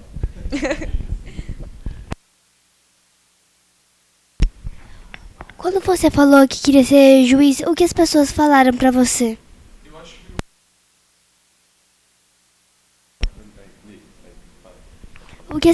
Quando você falou que queria ser juiz, o que as pessoas falaram pra você? Qual que é o seu nome, desculpa? Maria Clara. Maria Clara. Maria Clara, quando eu pensei em ser juiz e eu conversava com as pessoas, muitas pessoas, sendo bem sincero, tá? Não que tentaram desestimular, mas falavam que era algo muito inalcançável, que era muito difícil, que talvez eu ia estudar durante um longo período de tempo e não ia conseguir alcançar êxito em conquistar o cargo da magistratura. Então, muita gente falou isso para mim. Falou, é muito difícil, será que vale a pena? Não é melhor você, eventualmente, seguir uma outra carreira jurídica? E o mais importante, quando você escuta algumas palavras que não são tão, vamos dizer assim, estimuladoras, você focar nas coisas boas, né? Porque muita gente falou, segue teu sonho, é isso que você quer, continua fazendo isso. Então, você tem que focar em coisas boas. Então, eu recebi muitos incentivos, mas também escutei palavras desestimulantes. Então, nesse filtro, a gente tem que pegar as coisas boas e focar nelas. E seguir sempre o teu sonho, né? Acho que isso acontece muito na nossa vida, da gente ter alguma convicção, a gente ter alguma ideia bacana e alguma pessoa desestimular e você ser afetado com isso. Isso não pode te afetar, você nunca pode mudar a tua essência e deixar de seguir teu sonho por conselhos de alguém. Então, Maria Clara, o que eu posso falar é que tem dos dois lados. Tem coisas boas e coisas ruins, então a gente tem que se apegar às coisas boas. Respondi certinho a pergunta, Maria Clara? Tá bom.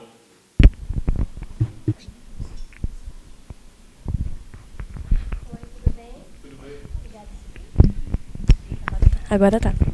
Não tem diferença, tá? Mas tudo bem. Meu nome é Flávia, eu tenho 17 anos, eu estudo na Manuel Guilherme, lá embaixo. E o senhor falou mais no começo que o aumento da penalidade não resolveria a alta taxa de criminalidade que a gente tem aqui. E eu queria perguntar qual que seria uma solução para poder diminuir os estímulos que a gente tem aqui para a criminalidade. Qual é o seu nome, desculpa? Flávia. Flávia, assim, um dado que reafirma essa questão da punibilidade não diminuir, da diminuição de crimes não diminuir com o aumento das penas é que desde 1980 até 2010, um intervalo de 30 anos, em 80 tinham 90 mil presos no Brasil. Tá? Em 2010, 2015, passou para 800 mil. Em 30 anos aumentou por volta de 900% a população carcerária. E isso aconteceu o quê? Com um incremento de pena, com elevação de pena, com tentar deixar a pena cada vez mais alta. Isso não é uma solução. As pessoas não deixam de cometer crimes por conta de uma elevação de pena. Tá? Na Califórnia, salvo engano, quando instituiu-se a pena de morte, o número de homicídio dobrou. Era, salvo engano, 4,8%, alguma coisa assim, passou para 10%. Ou seja, a pena de morte, que é a pena mais grave que tem, eu acho que é a Califórnia, não tenho certeza, mas teve o dobro de crimes daquela natureza, mesmo com a implementação de execução de pessoas. Tá? Então, na minha visão, por exemplo, a Coreia do Sul, na década de 80 também, ela fez uma reforma gigantesca na educação daquele país. Não era um país tão avançado. Desde aquele momento que teve essa implementação maciça em investimento em educação, a população e a sociedade da Coreia do Sul, ela teve um salto, que é um país de primeiro mundo, um dos mais pioneiros em diversos aspectos no mundo inteiro. Então, na minha visão, é investir em educação. Mas o que acontece? A gente não investe em educação, no caso dos governantes não investem, porque é sempre um resultado a longo prazo. Então, a Coreia do Sul ela começou a investir na década de 70 e 80, o resultado foi lá para 2010, 2005. Começou a ter realmente os impactos positivos daquele investimento em educação. E por que isso não é proveitoso? Por que as pessoas não querem fazer isso? Porque o governante, em regra, tem exceções, claro, ele quer se reeleger. Então, se ele vai ficar num mandato de 4 anos, ele vai querer fazer algo que tenha resultado em 4 anos. E a educação jamais vai ter um resultado em 4 anos. O impacto grave, assim, bem relevante na sociedade, em 4 anos isso não acontece. Então, respondendo a sua pergunta, Flávia, o investimento em educação é, de fato, a única ferramenta que faz transformar essa mentalidade e, consequentemente, ter uma diminuição no caso de crimes. Tá? Um exemplo também que eu posso citar, crimes patrimoniais raramente acontecem nos países escandinavos, como Finlândia, Noruega, Dinamarca, Islândia. Por que isso não acontece lá? Porque tem pouca desigualdade social. Tá? Tem um índice chamado índice Gini, que busca justamente medir a desigualdade social que existe em cada país. O Brasil é um dos maiores que tem esse índice Gini, ou seja, a gente é um dos países mais desiguais do planeta. E essa desigualdade social que principalmente gera crimes patrimoniais. Nos países escandinavos não existem basicamente crimes patrimoniais, porque no mesmo prédio, na mesma casa que mora um presidente, que mora um deputado federal, mora também uma pessoa que faz faxina, mora também um porteiro, um zelador, então não tem uma desigualdade social, entendeu? Os filhos estudam nas mesmas escolas. Então, a principal ferramenta para combater essa criminalidade não é a elevação de pena, jamais, é a educação. E com a educação, infelizmente, que não é tão aportada no nosso país, a gente conseguiria transformar a realidade e diminuir o número de crimes, tá? Mas isso é um assunto muito polêmico. Não existe um certo ou um errado, existem diversos estudiosos que estudam a função da pena e quais são as consequências da pena, se acaba reduzindo ou não a criminalidade. Então é um tema muito polêmico, mas a minha visão especificamente é essa, tá? Que majorar a pena não reduz a criminalidade. Outra pergunta que eu queria fazer é sobre a taxa de delinquentes juvenis.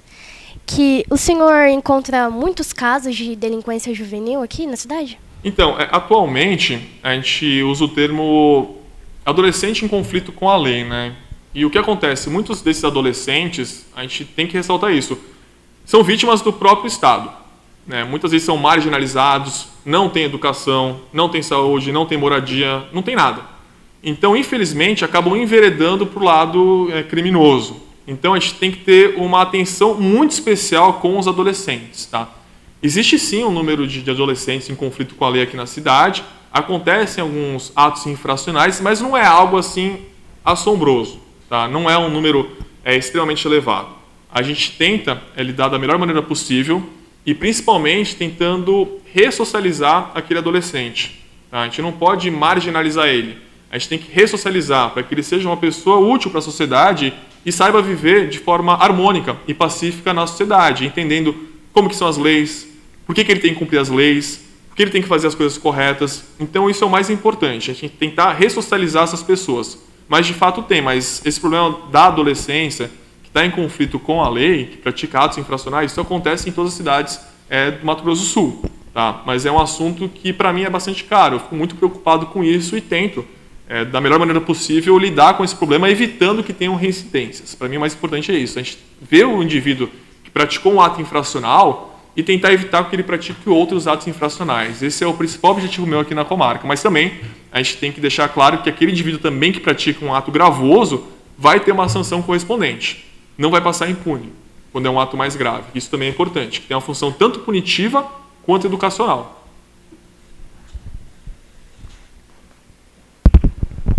Bom, meu nome é Cosme, eu trabalho já na área da comunicação, eu sou um dos voluntários do projeto, né? Eu trabalhei como radialista 10 anos e hoje me identifiquei até porque hoje eu trabalho como narrador de futebol, né? E como eu disse, né, sou um aí dos voluntários do projeto. E a primeira vez assim que eu fico frente a frente, né, com uma autoridade maior, vamos dizer assim, né? E eu queria derrubar alguns mitos, né? Mitos de verdade, por eu trabalhar com comunicação, né? Trabalhar com jornalismo. Eu queria saber a seguinte questão. Normalmente, no linguajar popular, a gente tem aquele quesito de que a autoridade maior na cidade, a gente tem o prefeito, o padre e o juiz.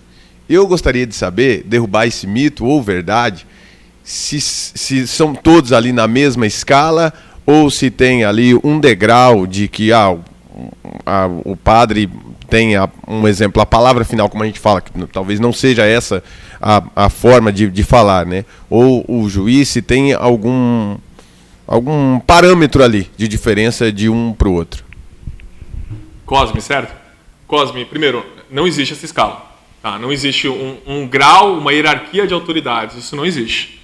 O juiz está no mesmo plano que a população, que está no mesmo plano que o delegado de polícia, que está no mesmo plano que o padre.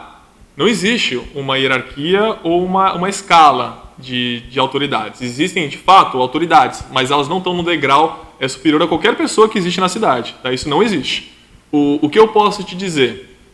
A nossa cidade, né, especificamente, ou o Estado, melhor dizendo, ele é dividido em 3 poderes, né? A tripartição dos poderes. Então, o poder judiciário, simbolizado pelo juiz, o poder executivo, simbolizado pelo prefeito, o poder legislativo, simbolizado pelos vereadores, eles estão no mesmo patamar, teoricamente. Por isso que existe essa tripartição de poderes, eles estão numa relação de horizontalidade.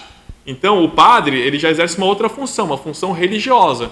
Então, eu vejo cada um exercendo uma função dentro da sociedade. Então, existe uma teia na nossa sociedade, tem o professor, tem o pessoal da copa, o pessoal da faxina, o juiz, o motorista de ônibus, o padre, o prefeito, o vereador. Então, cada um tem uma função. O vereador vai fazer lei municipal. O prefeito vai governar a cidade. O juiz vai julgar. Então, eu vejo isso como uma rede que existe entre as pessoas. Jamais uma hierarquia ou uma escada. Isso não tem. Então, cada um tem uma função na sociedade. Então, esse é um mito que tem que ser desabado, de fato. Então, é um mito, né? É um mito, com certeza. Na minha visão tá, Cosme? Eu acho que, assim, a gente tem que respeitar também visões diferentes. Tem muitas pessoas que, de fato, às vezes entendem que existe uma hierarquia, não entre os poderes, mas, às vezes, em razão do cargo. Eu não vejo assim, tá? De fato, é um cargo de altíssima relevância, o cargo de juiz, mas isso não faz com que a pessoa seja melhor ou pior que a outra, ou esteja num patamar superior ou inferior a qualquer outra pessoa, tá? É um cargo relevante, tem uma função social incrível, mas também diversos outros cargos têm funções sociais igualmente incríveis. Então, não vejo como diferenciador, de fato, a função do juiz. Eu acho que foram derrubados hoje vários mitos aqui, né? Acho que eu mesmo particularmente, também tinha essa visão do juiz, né? De às vezes ser um cara mais fechado, né? Normalmente, acho que até os alunos tinham essa visão, o pessoal estava apreensivo aqui, né? Antes da sua chegada. Então, acho que além desse mito que talvez o senhor já deve ter ouvido falar também sobre isso, né? Sobre essa tríplice autoridade, né? Que não tem, também sobre a questão do senhor ter aberto esse leque, né? Da questão de falar um pouco sobre a profissão. Porque às vezes a gente vê muito pouco aqui, principalmente na nossa cidade. Você vê um juiz, nossa Itaquiraí tem um juiz, né? Então, assim, a gente já fica, que bacana, que a gente fica feliz, né? Porque tem a autoridade ali que vai julgar, que vai acelerar processo, enfim, né? Essas questões aí que tem nos bastidores. Mas a gente dificilmente, eu mesmo nunca vi o senhor na rua.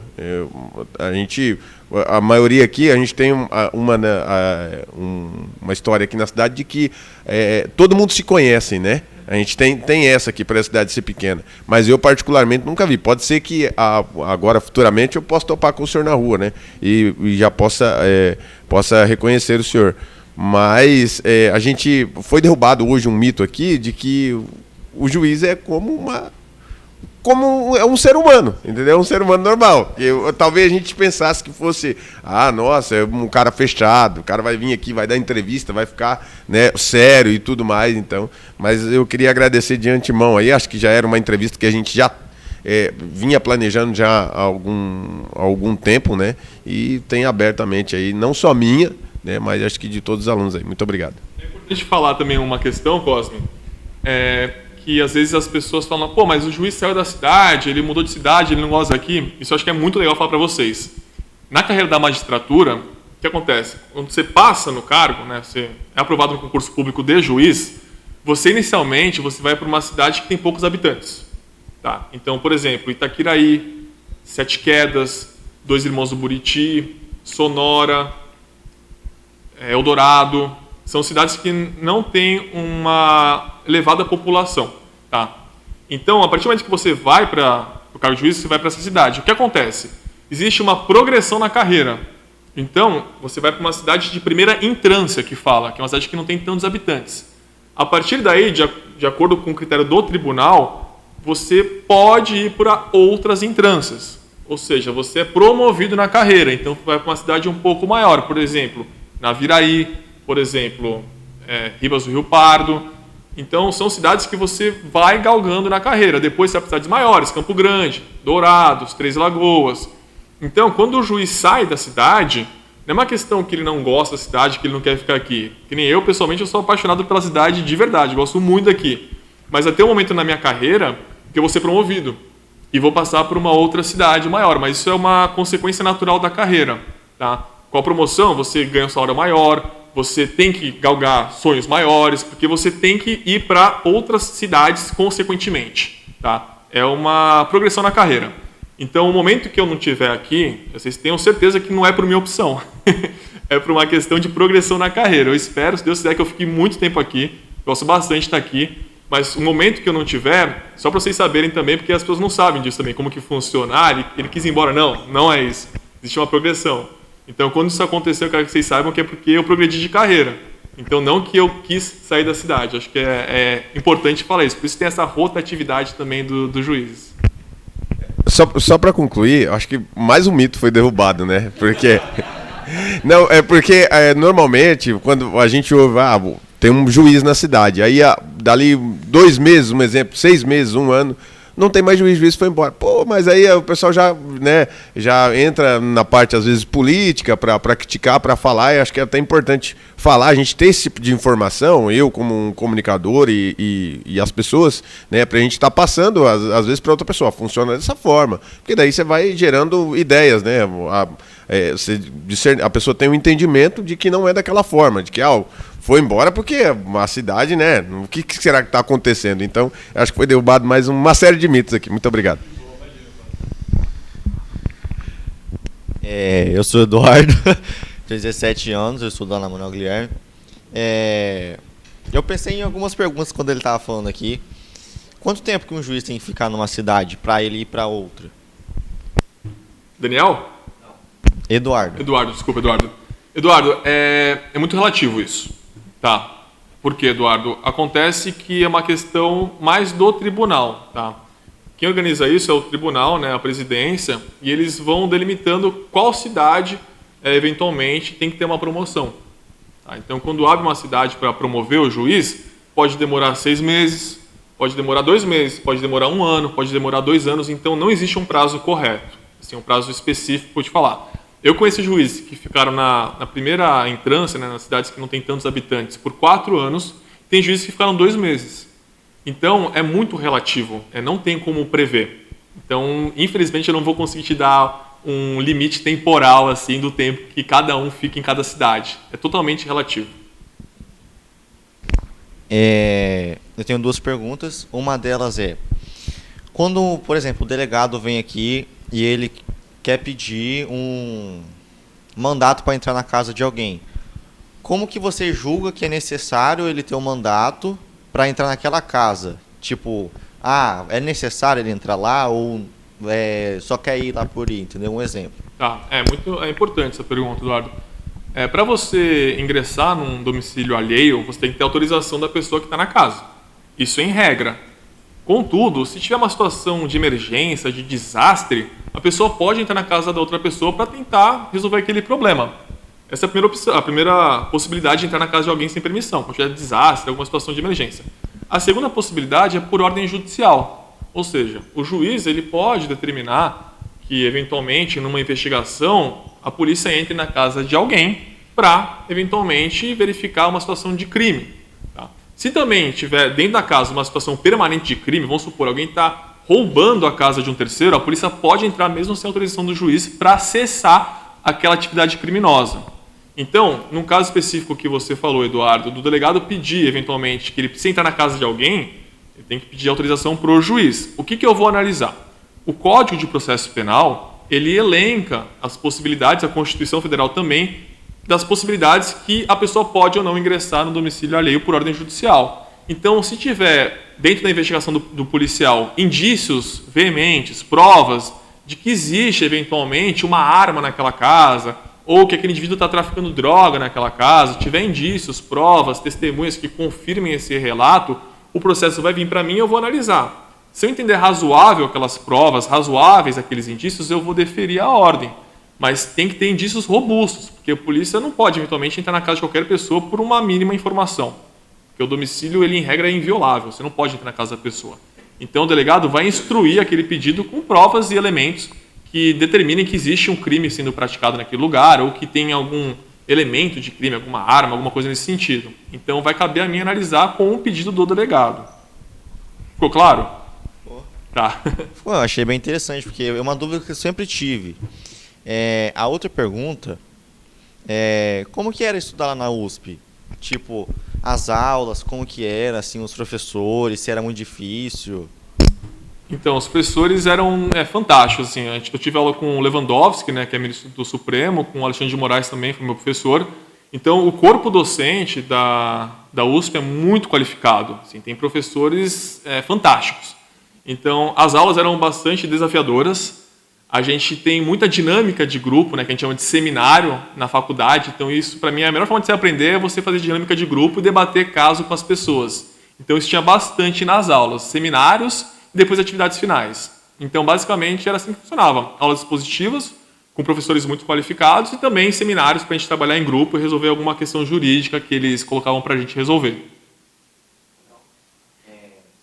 Muito obrigado pelas respostas. Imagina, que é isso. Eu tenho mais uma pergunta. Pode falar, Flávia. Depois eu passo a palavra. Eu achei muito interessante o que o senhor falou.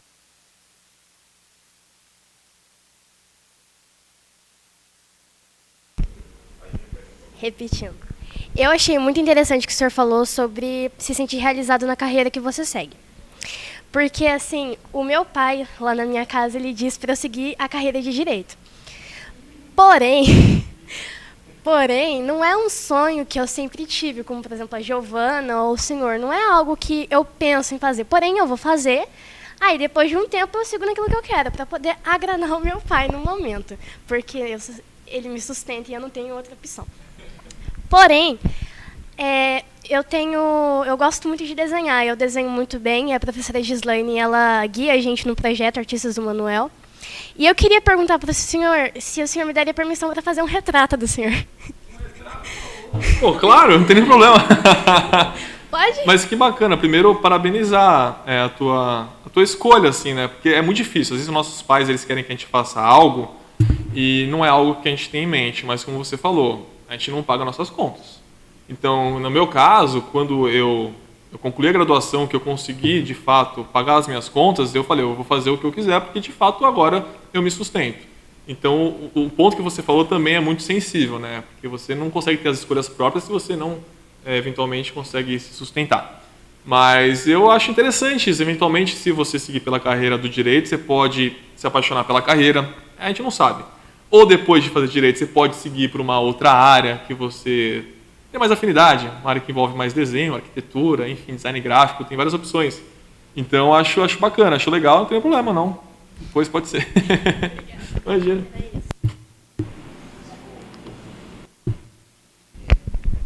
Boa tarde. Boa tarde. Você é mais um dos que vai falar. Muito obrigado por ter aceito nosso convite. Eu vou olhar aqui no celular algumas perguntas que eu tenho para o senhor. Eu achei muito interessante quando o senhor falou que gostou muito da cidade, que gosta daqui, né? Porque eu já vi o senhor na rua e eu já vi o seu carro e eu vi que a placa era de São Paulo. Quando eu vejo o carro das pessoas, eu analiso tudo, incluindo a placa. E quando eu escutei o senhor falando que gosta daqui, eu achei incrível. Porque, uma pessoa lá da cidade grande, lá de São Paulo, gostar daqui, não desvalorizando a cidade de maneira nenhuma, que eu também gosto demais. Mas eu achei isso incrível. Uma pergunta que eu tenho, que eu escutei o senhor falando no início sobre, acho que era bacharelado, era isso? O que é isso? Graduação. Basicamente o curso de graduação, ele pode ser um bacharelado, que é um curso em geral em tese, mais longo, né? Bacharelado é como se fosse um curso de graduação e tem a licenciatura também. Tá? São duas espécies do gênero graduação. Então, basicamente, você entende a bacharelado como graduação, como um curso universitário. Tá? Eu vou estar optando por direito.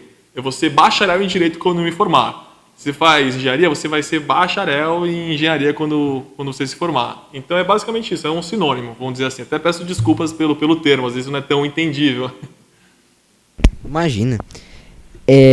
Outra pergunta que eu tenho. Para concluir a sua faculdade, foi necessário fazer o TCC, certo? Certo, né? O que exatamente é o TCC? É uma prova, é um trabalho? Porque toda vez que eu via que na faculdade era necessário fazer o TCC para concluir, por conta de ser trabalho de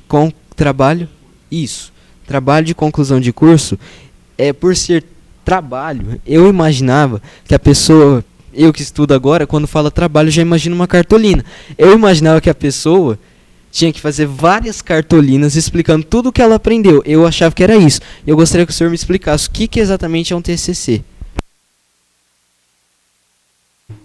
agora está funcionando. TCC é trabalho de conclusão de curso. O que acontece é cada área, cada curso de graduação tem um TCC específico. Então, o trabalho de conclusão de curso da arquitetura talvez seja elaborar alguns projetos. Eu não sei como é que funciona. Um trabalho de conclusão de curso de administração, eu tenho um colega que se graduou em administração e ele tinha que montar uma empresa no papel. No direito, na minha faculdade especificamente, lá na USP, o trabalho de conclusão de curso, a gente tinha que apresentar um projeto sobre algum ramo do direito. O que é esse projeto? É basicamente você escrever numa folha, eu quero estudar o processo civil. Aí você fala, eu quero estudar o processo civil, eu vou estudar a história do processo civil, aí eu vou escrever uma folha, escrito mesmo. O processo civil nasceu na Inglaterra, no ano tal, na Inglaterra ele utiliza um direito tal, explicar toda a história daquele instituto que eu estou analisando, explicar a história do instituto no Brasil, explicar a polêmica sobre aquele instituto, sobre como que ele é utilizado, por que ele é utilizado, mas o trabalho eu vou digitar por volta de umas 70 páginas, descrevendo como que funciona esse instituto jurídico. Então, você pode analisar, quero estudar direito constitucional, no direito, né? Quero estudar direito civil. Eu quero estudar família. Quantos tipos de família existem? No Brasil é assim, mas no exterior, existe outro tipo de família? Como que funciona o casamento? Isso você vai estudando, lendo livros e digitando. Então, você faz todo um histórico daquilo que você vai estudar e uma conclusão. Chega na conclusão, aquela matéria é aprendida de tal forma nos Estados Unidos, tal forma na Europa e no Brasil dessa outra forma. Então, você faz uma pesquisa sobre um tema do seu interesse. É basicamente isso, mas é digitado. Você pega no computador, digita umas 70 páginas, você demora 1 ano para fazer isso, tá? Você vai indo aos poucos. Eu demorei 8 meses no meu trabalho de conclusão de curso para finalizar. Então, tanto que no último ano da faculdade, eu só tinha, no último semestre, eu tinha 2 matérias só, o TCC e uma outra que eu peguei, para me dedicar exclusivamente ao TCC. Então, é isso, você analisa historicamente um instituto e faz as suas críticas e ponderações sobre ele. Não sei se é muito etéreo, muito abstrato isso, mas é basicamente assim que funciona. Mas é um mini livro, vamos dizer assim. É muita presunção falar livro, não é um livro, mas é um texto corrido que você vai escrever sobre alguma matéria do direito que é da sua preferência. Entendi, muito obrigado por responder. E desculpa, eu não me apresentei, eu sou o Daniel, tenho 13 anos, estudo lá na Manuel Guilherme também e faço parte do Conversa com Especialistas há 1 ano mais ou menos, né? Outra pergunta que eu tenho, eu estou fazendo bastante perguntas sobre a faculdade, porque quando eu soube que o senhor estudou na USP, eu fiquei de boca aberta, sério, porque, nossa, não sei nem o que dizer. Sobre ainda o TCC, se a pessoa, por exemplo, fez o TCC, mas, não sei como fala, não foi aprovada, vamos dizer, ela tem a chance de refazer o TCC ou terá que refazer toda a faculdade? O que acontece? O TCC, pelo menos na minha faculdade, era como se fosse uma matéria. Então, vamos supor, no primeiro ano eu tinha matéria de introdução ao direito civil, eu tinha teoria geral do Estado, várias matérias, igual no colégio, matemática, português, física, química, igual. Eu tinha direito constitucional, direito ambiental, eu tinha uma lista de matérias. No último ano, tem uma matéria chamada TCC, você tem que tirar de 0 a 10. Então é isso, depois que eu faço esse projeto, eu vou dar ele para uma banca examinadora. Eles vão avaliar meu projeto e podem falar, está insuficiente, está mal elaborado, você tem um prazo de 2 semanas para tentar arrumar esses erros que estão aqui. Contudo, pode ser que aconteceu isso já com um colega meu de uma outra faculdade, ele plagiou um TCC, ele copiou um TCC de um amigo dele que era veterano dele. O que aconteceu? Ele tirou 0 e teve que refazer só a matéria TCC. Então ele ficou mais 6 meses na faculdade para concluir a matéria TCC. Então ele não tem que fazer toda a faculdade, é uma matéria. Então, vamos supor, você pegou recuperação em física. Você vai ter que ser aprovado em física, só física. Então, é basicamente essa a ideia. Entendi. Muito obrigado novamente por responder. Imagina, Daniel. Outra coisa que eu queria comentar, na verdade, não é uma pergunta. Eu estava na sorveteria com a minha mãe. Eu sei que o senhor mora na frente da sorveteria, né? Boa sorveteria. É muito boa. E eu estava com a minha mãe lá. E nós vimos o senhor saindo de lá. Até minha mãe comentou comigo depois, olha, que incrível, né? Tipo, o juiz ali na sorveteria. Isso é incrível. Eu achei, é porque, tipo, quando a gente fala em juiz, a gente pensa, como falaram aqui, uma pessoa fechada, uma pessoa séria. E eu reparei que o senhor sempre está sorrindo. Eu achei isso incrível. E é isso, muito obrigado por ter me respondido aos outros. Obrigado por ter aceito nosso convite novamente, é isso. Olá de novo, Felipe, eu voltei. E agora eu quero fazer algumas perguntas pessoais. O senhor acabou citando os direitos em outros países, matérias sobre o direito para estudar como ele funciona em outros países, a parte judiciária, enfim, as leis. O senhor admira, olha diferente para algum país assim, caramba, como esse país é bom na parte judiciária, como as leis desse país é bom, assim, não querendo exatamente comparar com o Brasil, não, porque, como o senhor falou, o nosso direito é muito bom, tem várias leis boas, mas assim, algum que o senhor acha diferenciado? É muito interessante, porque é muito diferente o sistema jurídico de um país para o outro, assim, muito diferente. Então, só a título de exemplo, na Inglaterra, eles não têm nenhuma Constituição escrita. A gente tem uma Constituição Federal de 1988 escrita, eles não têm uma Constituição escrita. O sistema dele é chamado de Common Law. O que significa isso? O direito é baseado basicamente nos costumes e nas decisões judiciais. Então, lá, a decisão judicial ela tem tanta força que as pessoas têm que seguir ela em outros casos. Vamos supor, a gente prolata uma decisão aqui envolvendo vocês. Uma outra pessoa em outro processo, em uma outra cidade, pode utilizar aquela decisão para falar, olha, eu quero que decida igual porque já foi decidido assim. Estou falando bem grosso modo, tá? Mas não é basicamente isso. Mas sistematicamente é assim que funciona. Na Inglaterra, é muito baseado nessa common law, nos costumes, nas decisões judiciais. No Brasil, a gente fala que é um sistema de civil law, que é o direito mais baseado nas leis escritas.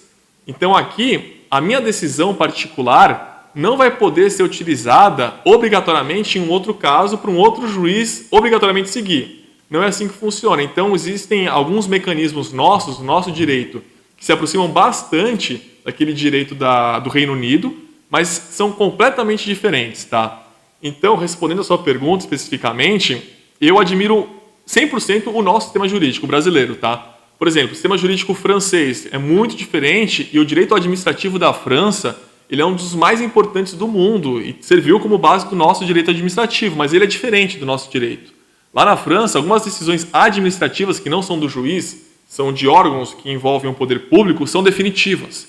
Aqui no Brasil, nenhuma decisão administrativa vai ser definitiva. Tem que passar pelo crivo do judiciário para a parte poder pleitear uma decisão diferente. Entendeu? Então são muito diferentes os sistemas, mas de fato, a gente bebeu na fonte do direito francês na França, a gente se valeu muito dos sistemas de precedentes do Reino Unido, então são direitos diferentes, mas eu fico com o direito brasileiro, para mim é o sistema jurídico mais completo dentro desse ordenamento jurídico que existe em todo o mundo. Mas é bem complexo, não é muito simples, é muito complexo cada sistema jurídico e como que funciona cada um deles. Eu acho sempre isso muito interessante, as diferenças culturais entre os países. E é sempre bom ver o nosso país se destacando em algo e sendo valorizado. Outra pergunta. Eu estava aqui do lado enquanto a minha amiga Flávia estava fazendo a pergunta e me surgiu uma dúvida. E talvez essa também seja uma pergunta um pouco espinhosa, como o senhor falou lá no começo. Então, se o senhor não quiser responder, eu entenderei. Se o senhor poderia comentar a sua opinião pessoal, sem ser o juiz, pessoal, sobre redução da maioridade penal. O que o senhor pensa sobre isso? Então, esse é um tema muito delicado, de fato. O que acontece? A Constituição Federal prevê que pessoas menores de 18 anos elas são consideradas inimputáveis. O que significa inimputável? Significa que ela não tem um discernimento necessário para entender o ato que ela praticou, se aquele ato de fato é um crime ou não. Então isso é que a Constituição Federal diz. Eu, como juiz, eu acho que seria muito ousado eu falar se eu sou a favor ou contra. Eu acho que isso é um papel dos parlamentares. Por quê? Porque quem modifica a Constituição Federal são os deputados federais e os senadores. O juiz vai aplicar a lei no caso concreto. Então, na minha visão pessoal, se tiver alguma modificação dessa questão da possibilidade da redução da maioridade penal ou não, vai ser uma matéria de cunho legislativo, tá? De cunho dos parlamentares. Eventualmente, pode ser que seja suscitado uma inconstitucionalidade, ou seja, a redução da maioridade penal pode violar a própria Constituição Federal. aí o Supremo Tribunal Federal vai poder analisar se de fato essa redução é legal ou não. Mas isso está em trâmite na própria Câmara dos Deputados, então eu não saberia te responder essa pergunta, porque na minha visão não seria minha competência especificamente dizer isso. Mas atualmente a regra é a inimputabilidade dos menores de 8 anos, o que não significa uma impunidade, tá? Porque quando acontece algum ato infracional que é equiparado a um crime hediondo, eventualmente, isso pode sim resultar numa sanção àquele adolescente, mas numa sanção educativa. Então, não que aquela pessoa que praticou aquele ato infracional vai ficar impune. Vai ter um processo, vai ser apurado aquela infração e, eventualmente, vai ser aplicada uma medida socioeducativa. Não é prisão. Pode acontecer, eventualmente, até uma internação, que a pessoa fica, de fato, reclusa do convívio social e, eventualmente, cumprindo essa medida até que ele seja reintegrado na sociedade. Então, inimputabilidade não significa impunidade. Tá? Os atos infracionais, de fato, eles são apurados aqui na comarca. Olá, de novo. Juiz, a gente sabe que para se tornar um advogado de fato e exercer essa profissão, é preciso fazer a OAB. E para se tornar um juiz, é necessário fazer a OAB ou é necessário um outro curso, uma outra faculdade? Respondendo a sua pergunta, para você ser advogado, de fato, você tem que fazer a OAB. O que acontece? Existem alguns atores do nosso sistema jurídico, né? Existe o advogado, existe o defensor público, existe o promotor de justiça, existe o delegado de polícia, existe o juiz.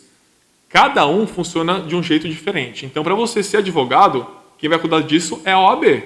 A OAB vai determinar como que vai ser a prova, como que vai ser o critério para a pessoa ser advogada. No caso, o critério deles é fazer a prova da OAB, ser aprovado na OAB. Isso é só advogado.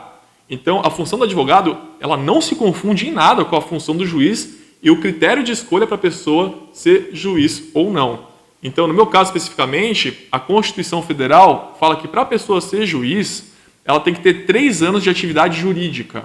Ou seja, depois de formado, eu tenho que ter uma mínima experiência jurídica, seja como advogado, seja como assessor de algum juiz, para poder lograr êxito no concurso da magistratura. Então, como que funciona? Cada estado, no caso o juiz de direito, existem alguns tipos de juiz, vamos dizer assim. Existe o juiz trabalhista, existe o juiz federal, existe o juiz de direito. O juiz de direito, ele é um concurso a nível estadual. Ou seja, o estado de Mato Grosso do Sul vai fazer um concurso para juiz de direito. O Poder Judiciário do estado de Mato Grosso do Sul. O Poder Judiciário do estado de Rondônia faz um concurso dele para juiz de direito. Então lá, eles vão fazer uma prova específica para ver se a pessoa tem qualificação ou não de ser juiz. Então cada estado faz a prova do jeito que achar mais conveniente. Mas existem algumas balizas que devem ser seguidas. Que existe um órgão que se chama CNJ, o Conselho Nacional de Justiça, que visa regulamentar e trazer mais uniformidade nesses concursos. Cada estado faz de um jeito, mas tem que ter algumas regras mínimas. E uma delas é essa questão dos 3 anos de atividade jurídica antes de ser juiz e ser dividido o concurso em fases. Então, para eu estar aqui hoje, eu passei por 5 fases num concurso público. Tá? Uma primeira fase de provas de questões objetivas, de múltipla escolha. A partir daí, questões discursivas, que você tem que dissertar as respostas. A partir depois, na terceira fase, prova de sentença. Você tem que elaborar uma sentença penal e uma sentença civil. Depois aí, eles fazem uma investigação da minha vida pregressa, ou seja, ver como é que é a minha vida, foram lá na minha casa, falaram com o porteiro do meu prédio, com a minha família, com meus amigos, para ver como que eu era socialmente. E depois tem a questão da prova oral, que eu fico na posição de vocês e ficam examinadores aqui fazendo perguntas durante mais ou menos 1 hora, para ver se eu tenho capacidade ou não de me tornar juiz. Então, todo esse processo que você faz para conseguir alcançar um cargo. Então, cada estado faz de um jeito, mas existe uma certa uniformidade para que não fique muito diferente um estado do outro. Então, é basicamente assim que funciona. É bem interessante tudo isso. É muito difícil o processo de se tornar um juiz, que só aumenta a nossa admiração e a nossa felicidade de recebê-lo hoje aqui. Seguindo então, eu queria comentar sobre uma parte do projeto, digamos assim, uma atividade extra do projeto, que não é obrigatória, e eu vou entender. O senhor falou no começo que o fórum ele é aberto para sociedade, assim, e o senhor é um servidor público. A gente queria saber se existe a possibilidade de, por exemplo, 1 ou 2, talvez 3 alunos poder participar de um mini estágio, um período curto para entender um pouco mais da sua rotina, do seu trabalho, como que funciona, enfim. É uma questão interessante essa, e é muito legal também para a pessoa ter um contato maior, né, como que funciona a nossa carreira. Como que funciona aqui, basicamente? Para você exercer um cargo de estágio, você tem que fazer um concurso também. Então, você passa por um concurso para você poder ser estagiário. Por que acontece isso? Existe um princípio, né, o princípio da impessoalidade, que a gente nunca pode trazer a administração pública para mim. Ela não pode ter a minha cara, tem que ter a cara do Estado. Então, eu sou só uma peça dentro da ferramenta do Poder Judiciário. Então, quando a pessoa ela quer ser estagiária, ela não pode, sem um processo seletivo, que é organizado pelo tribunal, se tornar estagiário, senão eu poderia eventualmente contratar alguma pessoa que seja amiga minha. Então isso já viola alguns princípios da Constituição. Então, tanto que o meu cargo de juiz, você passa por um processo seletivo para não ter um risco de ser nomeado alguém que não tem um conhecimento adequado. Então, é justamente esse processo seletivo que também tem a questão do estágio.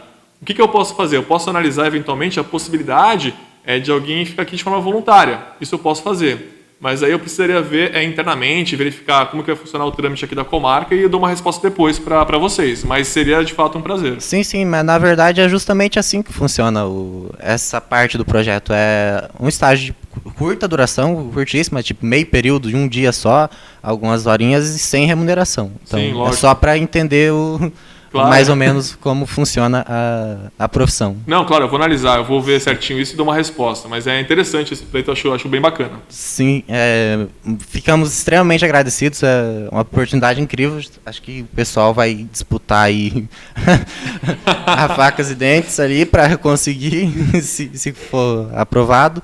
E justamente continuando nossos agradecimentos, eu queria convidar aqui os alunos Samuel e o Wesley para fazer uma entrega de algo simbólico do nosso grupo para o especialista tão especial quanto o senhor.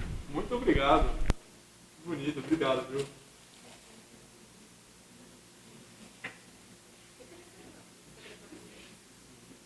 Olha que bonito. Essa é a frase linda desse livro tudo.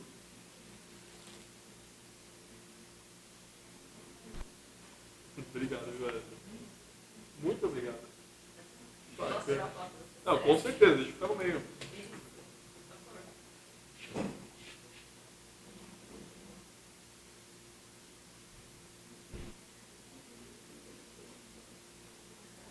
Obrigado, gente. Muito bonito. Adorei a caneca, hein?